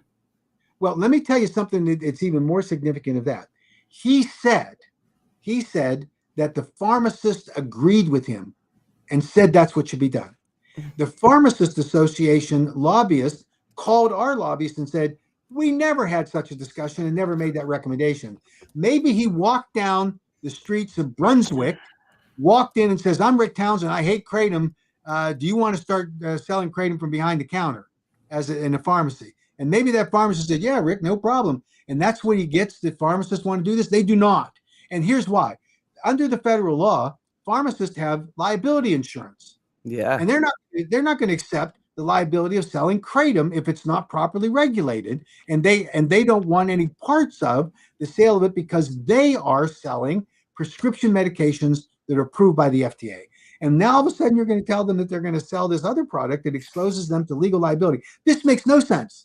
And yet he'll sit there and say, oh, I think the pharmacist should be behind the counter. Give me a break. It's already required to be behind the counter. And he's saying, well, you can't let some kid from behind the counter advise people on why or how they should use kratom. He's right. I don't want some kid telling me that. It's not the kid's job. The kid's job is to make sure you're 21 years old. Produce your license, show me you're 21, and then that's it. And the point of sale enforcement is an important part of how we protect kids, which is what he supposedly is dealing with in his Blue Ribbon Commission on, the teen exposure to kratom. Instead, he's gone off into banning kratom. I mean, did you hear anything from Kolodny that talked anything about kids? Nope. No. This was all none of them. The whole first study wasn't even about youth exposure at all. Nope. This is just Townsend's got his way. He's head honcho sitting up there, and he's getting his little wave up. He probably threw a tantrum doing that. Yeah. And not once. Not once. He reminds me, and I've forgotten the name of the show, but Boss Hogg. Boss Hogg was in charge. He's Boss Hogg. Yeah. He just walks in and thinks he owns everything, and he don't. And every time Boss Hogg got embarrassed, which was on every show, I don't know what to make of that. There's got to be some. I mean, because you're constantly seeing Matt Wetherington, I can't even say his name, Matt Wetherington there, or his colleagues from the Wetherington law firm there. They're all peas in a pod. Yeah. So here's at least my view on this. I think that Townsend can invite anybody he wants to come and talk, but it is his obligation as chairman boss hog to make sure it's fair. He has to do that. Yeah. And did anybody think that when you have 12 witnesses and 9 of them are anti-kratom, that was fair? It's not that he couldn't get a more balanced panel. He didn't want to. And so Chairman Boss Hogg just said, I'm going to put on a show. And he's going to do another one on August 21st. But he at least promised me that I'll have a chance to testify. And he said he had a very prominent anti-kratom person. I hope it's Dean Francis. Mm-hmm. I cannot wait.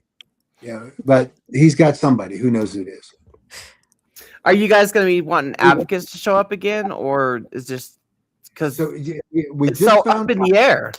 Yeah, we just found out on Friday he wants to leave some time for consumer testimony.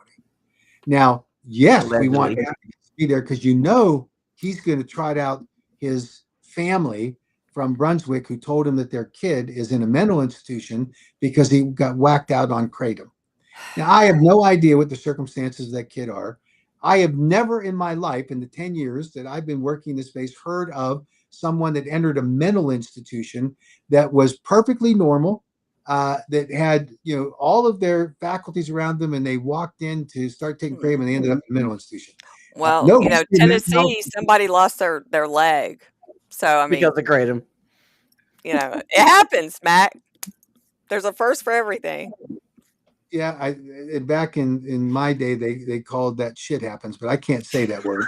So, it's Sunday, Mac. I'm just kidding. Yeah. And my wife and I just got out of church. Well, I call it team teaching for the juniors and seniors in high school at our church, and she teaches. And thank goodness for those kids that she teaches. And I'm just the logistical support. And every once in a while, I'm called upon to say something like, I agree with the teacher. And so I do that as dutifully. And then I set up the audiovisual stuff. But she's a fabulous teacher for those kids. But I get along for the ride to say that I'm team teaching with her. And so I think that some people are experts that way, right? Because they're along for the ride. And they really don't. Well, that's true, though. That's true. Yeah. And I've toned down my cussing. I know that when I first bursted onto the scene, people brought it to your attention, Mac, that, how can you have this person represent the kratom community, which is every other word's a cuss word, whatever, So I did not stop cussing, but I did turn it into diet cussing. And I personally appreciate that. And I know that one of the bad influences that we brought into this whole discussion is our good friend John Shinholzer. As a Marine, he tends to let fly the F word every once in a while. I love it. Just have to say, I love it. I hear you. I'm not a big fan of it, but when he drops it, it's usually impressive. So, and I was about to say that terrible thing. I called him a former Marine one time. Whew, did I catch it? There is no such thing as a former Marine. That's right. Yeah. And I've learned I almost said it here, but so don't rat me out. No, he's a Marine, and his being attacked by Dean Francis now, just because he has an opinion that Dean Francis doesn't agree with.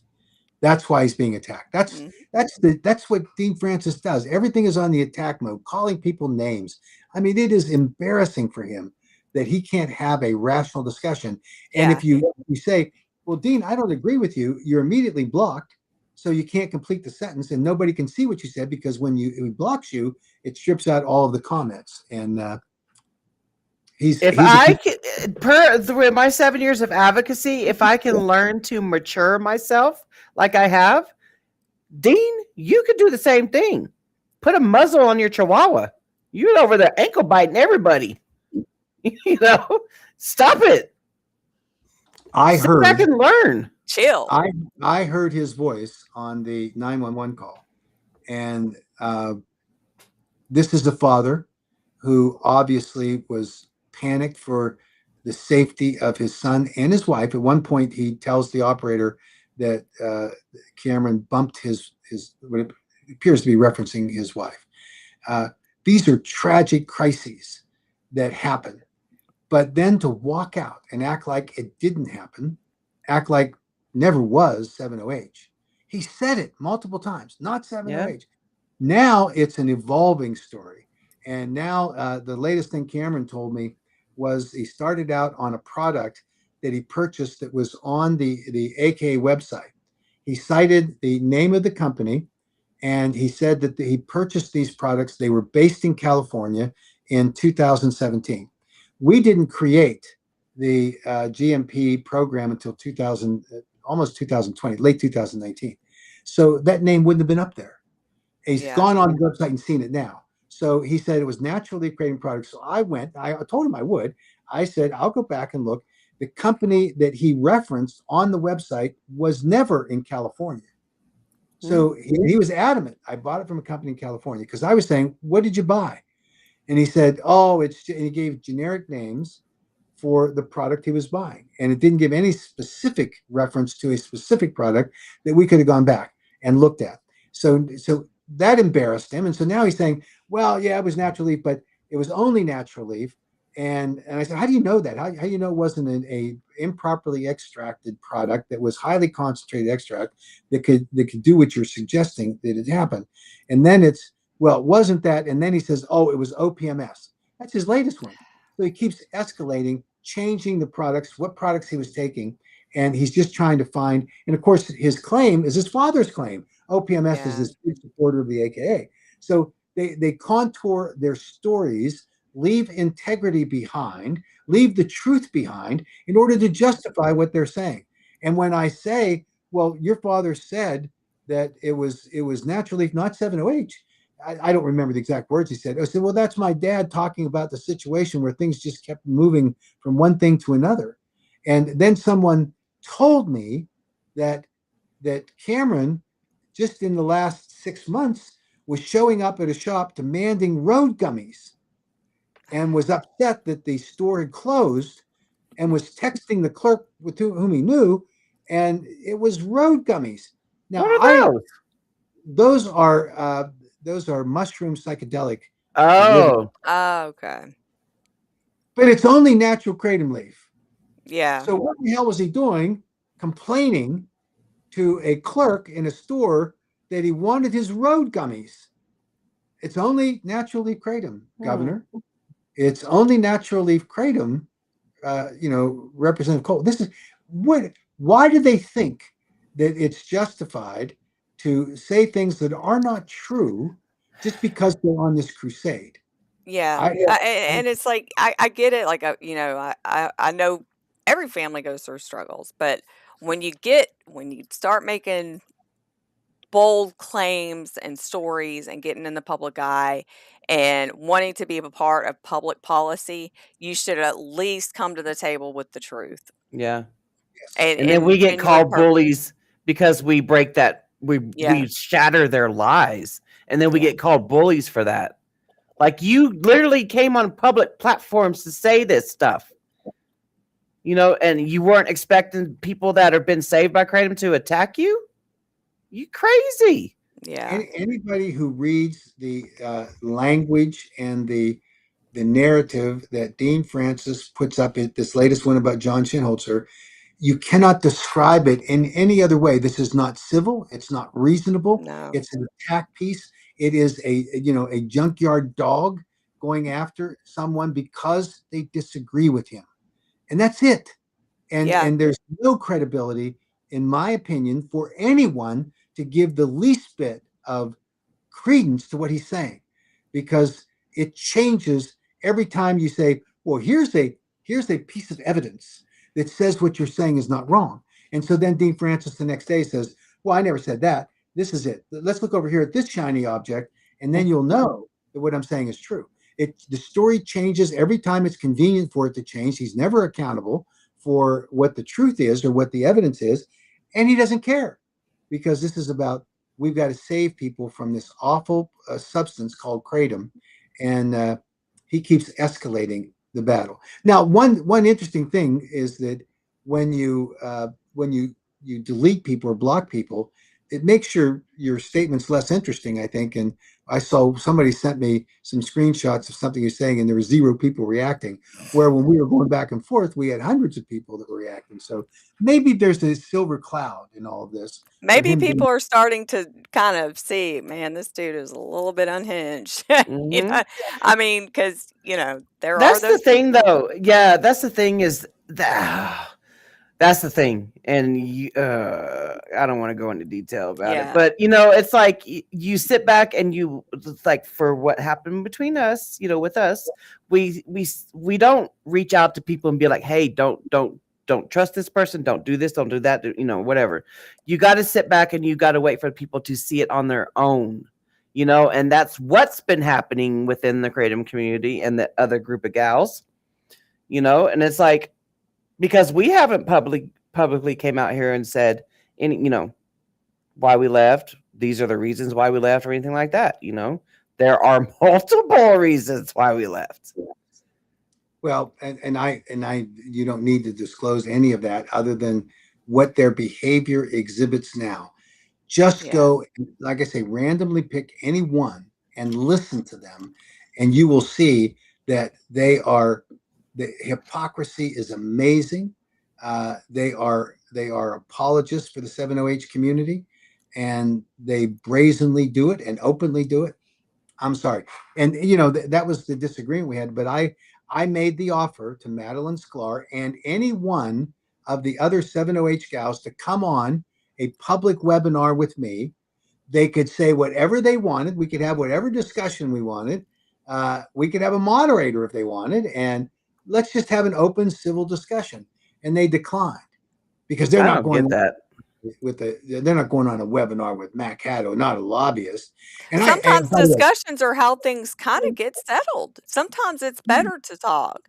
I mean, honestly, I've noticed that. Like, sometimes it's better just to be open, honest, sit down and talk. If you don't agree at the end of the day, at least you know you tried. You agree to disagree. Yeah.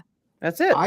I truly wish I'd followed my mother's advice, who told me that she just gave me the recommendation, rather than tell people you're a lobbyist, you should tell them that you're a piano player in a whorehouse. She thought that would be more respectable. So maybe I should say that to you.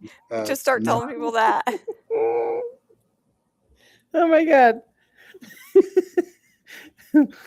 And you just came back from church, Mac. I'm just telling you what my mother said. You're on a roll. God rest her soul. That's just the way life is, right? Yeah. So the bottom line is that you have a community out here in the Kratom consumer public who got duped, misled, and frankly completely deceived by a group of manufacturers who brought a product onto the market that is an opioid, and they are responsible for that. And part of that responsibility is that they cannot continue to be on the market if they're selling a product that doesn't conform with the Food, Drug, and Cosmetic Act. And here's what an FDA guy told me. He said, if nothing else, look at their marketing, because all of their marketing is for therapeutic benefits of their 7OH products. They're talking about pain relief, all of them. And he pointed out that, and this is something that I know people sometimes don't fully understand, your marketing materials are all under the authority of the Food, Drug, and Cosmetic Act. So even though it may not be on the label of your product, if you market the product at the point of sale or on your website, and it says this is going to help you with pain, this is going to help you control your anxiety, this is going to help you get off of opioids, those are all therapeutic claims for a product that makes it illegal.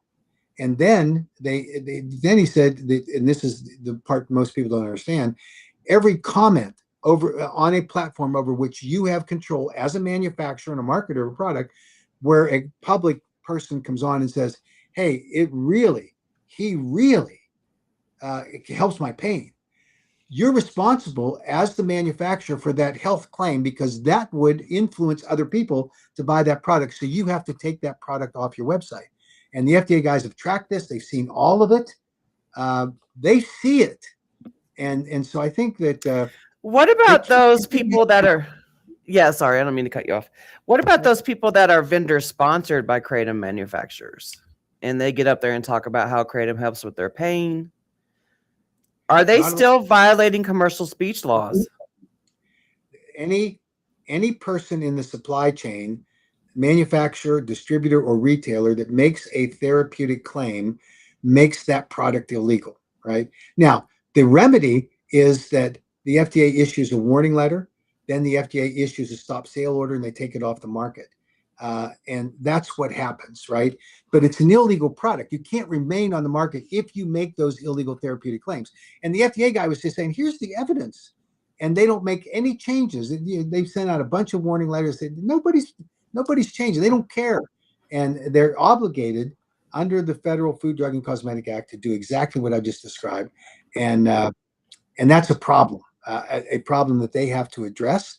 And by the way, every Kratom manufacturer, same boat. We early on when we got involved in this, and prior to our sending reports to the FDA about these illegal therapeutic claims, we had many sessions where we warned these manufacturers, and what we heard back consistently was, nobody enforces that, and don't worry about it, and why are you so upset about this? Well, it's because it's the law. So this is the other part of the law. I can, as a Kratom consumer, tell anyone I choose that Kratom has helped me with, in my case, with hip pain and back pain and knee pain. I can tell them that. And that doesn't violate the law because I'm not engaged in the selling of any Kratom product. So consumers are allowed to say, they just can't say it on a manufacturer's website in a comment.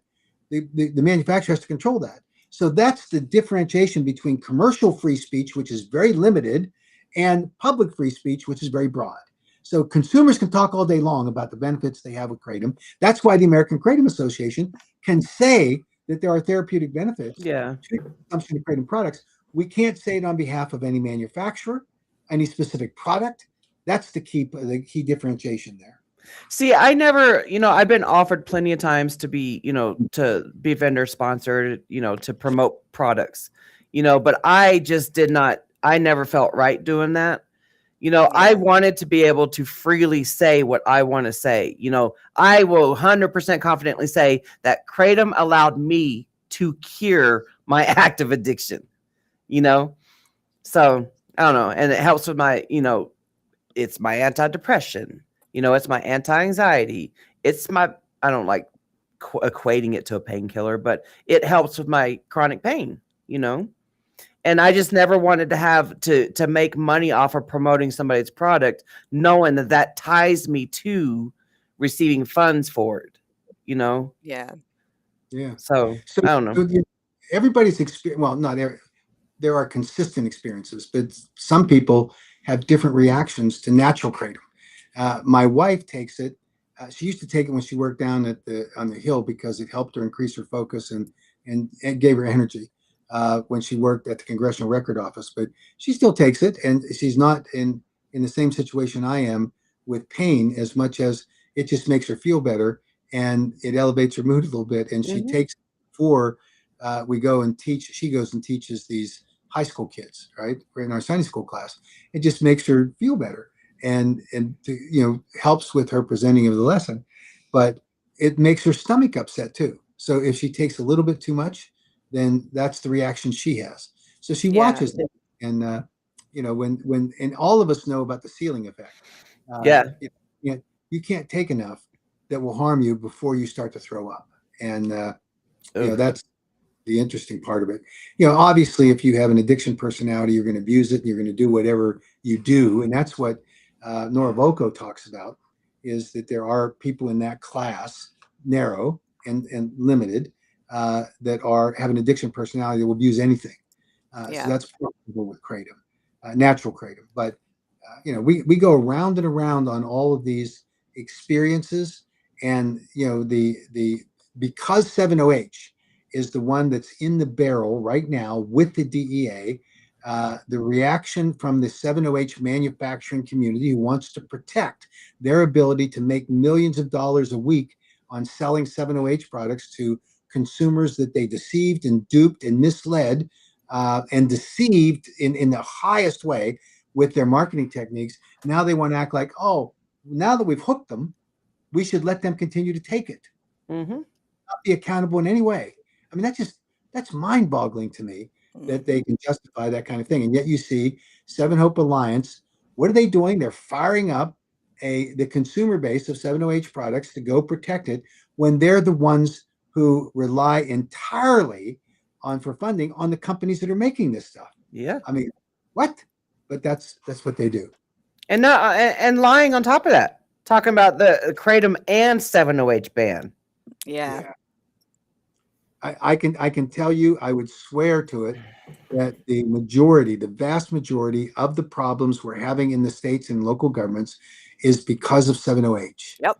And the 7OH consumer today can make whatever argument they choose, but I'm telling you that from a public policy perspective, it has created havoc, confusion, and utter chaos in the state and local government communities. And we're going to have a couple of years ahead of us in sorting that out. Even when the 7OH is banned, we're going to have to be out there saying, for those that banned it, you made a mistake. And for those who are thinking about it, you don't want to do that.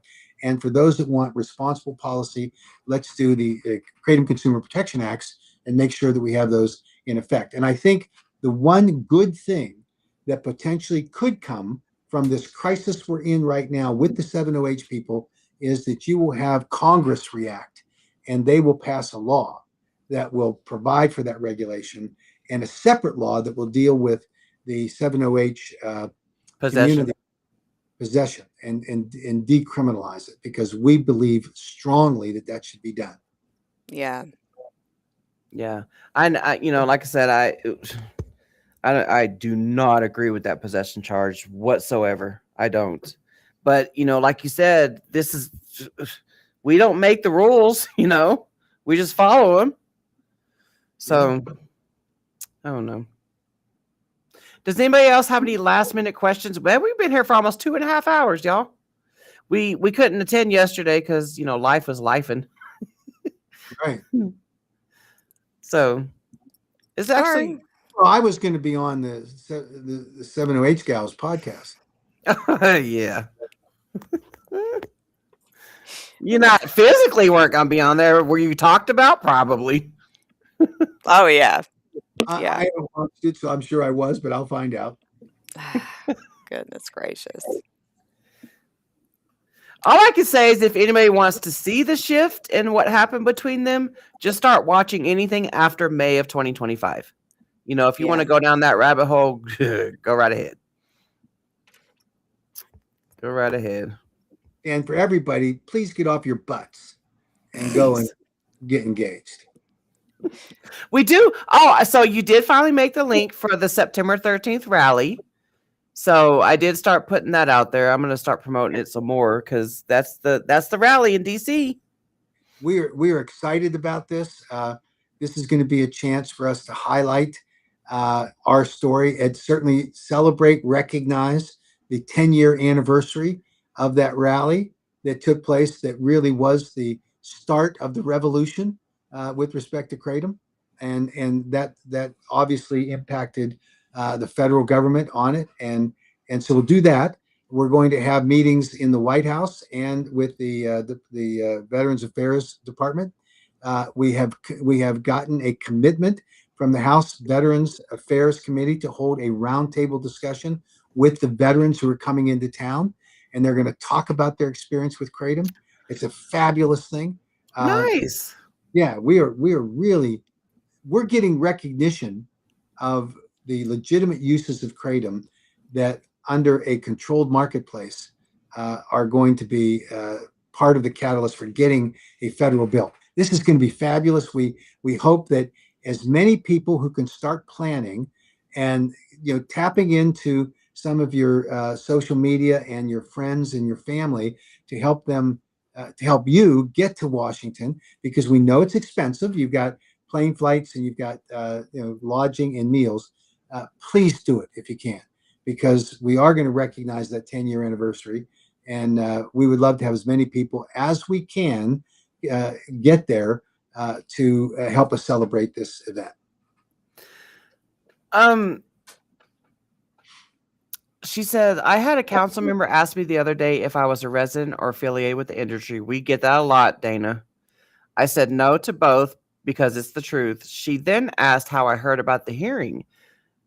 You could just easily say it's public.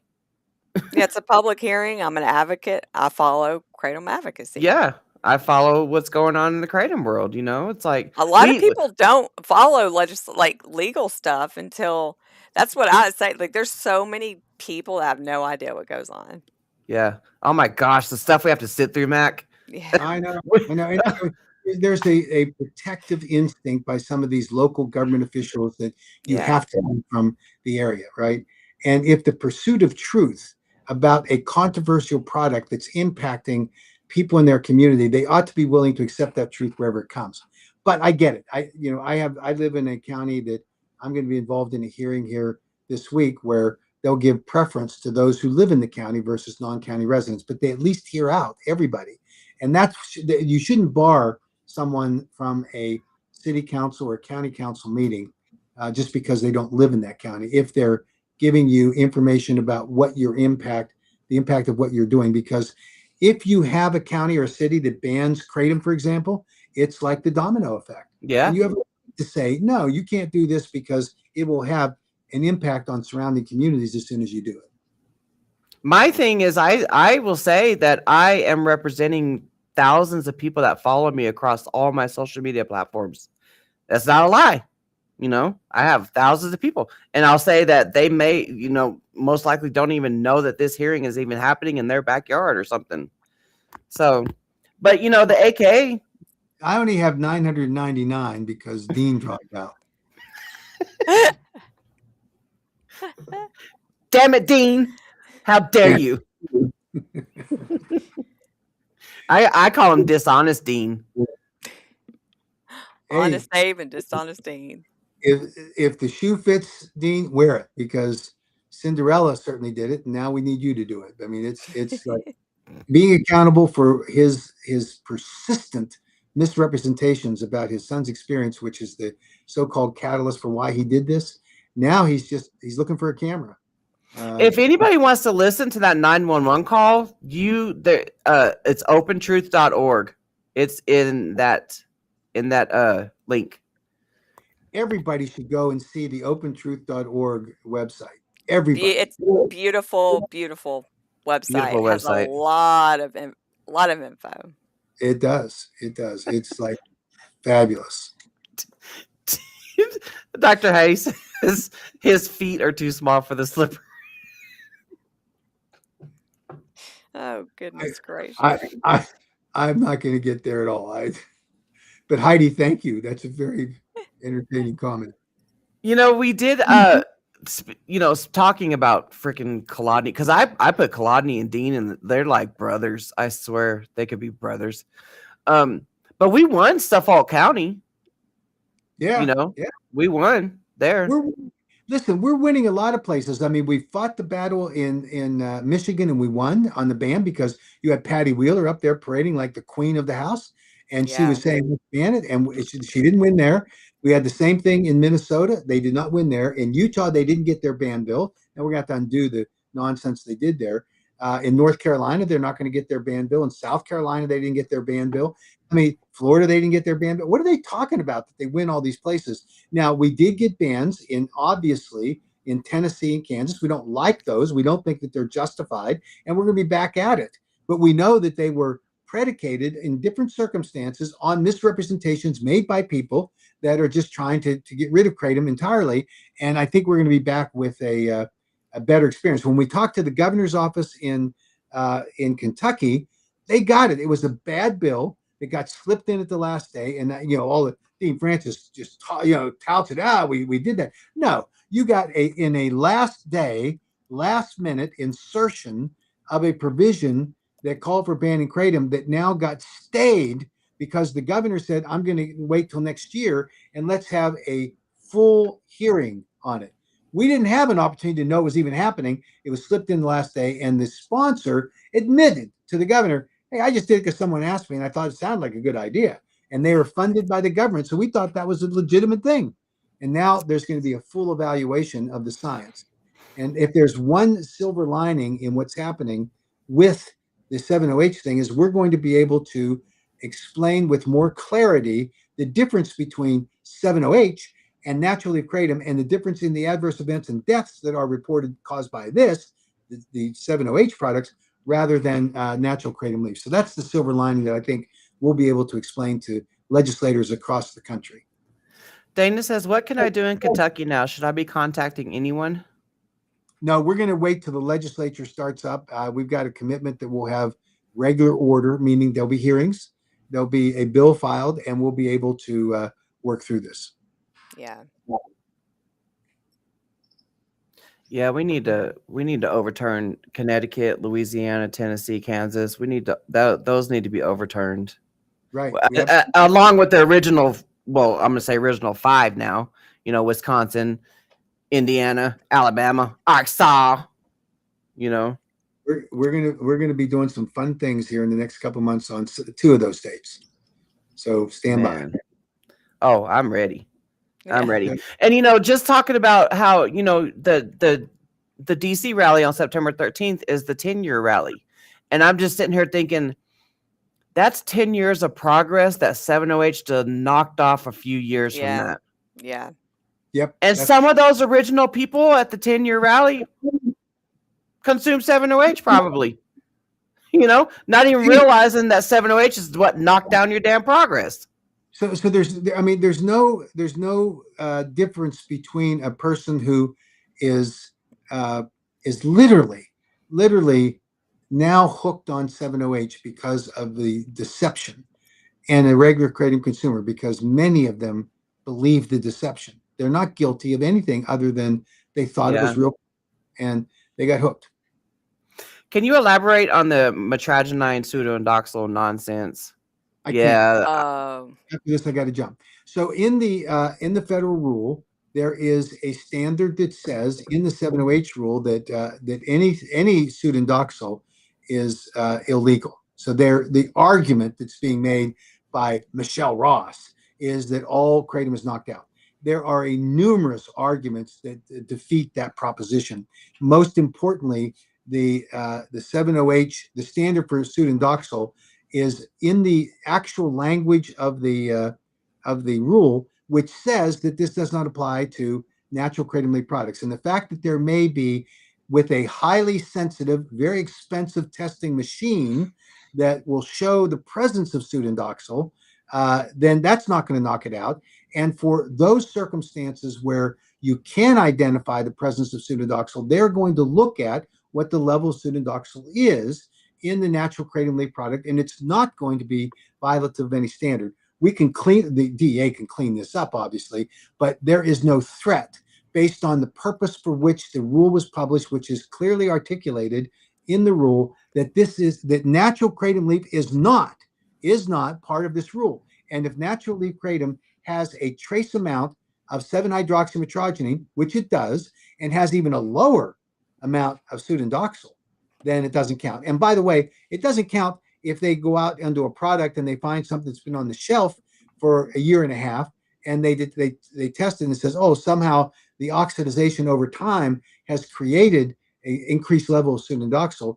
They'll look at that. If that's what's happening, then they'll make some accommodation on shelf life. And when products get removed from the shelf, it has nothing to do with the natural kratom leaf being there. So there's some work to be done here, but the baseline argument is false, that they're saying, oh, this is going to ban all natural kratom leaf products. Look at the language of the rule. It does not.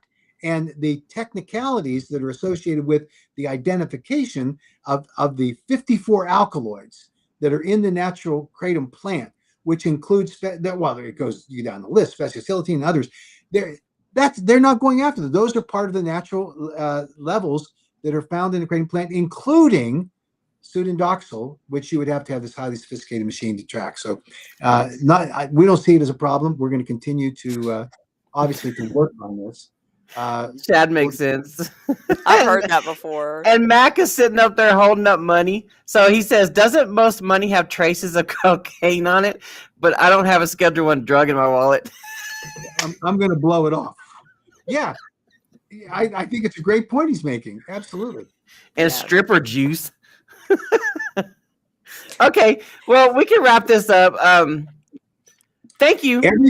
Everything I've said today is just my opinion.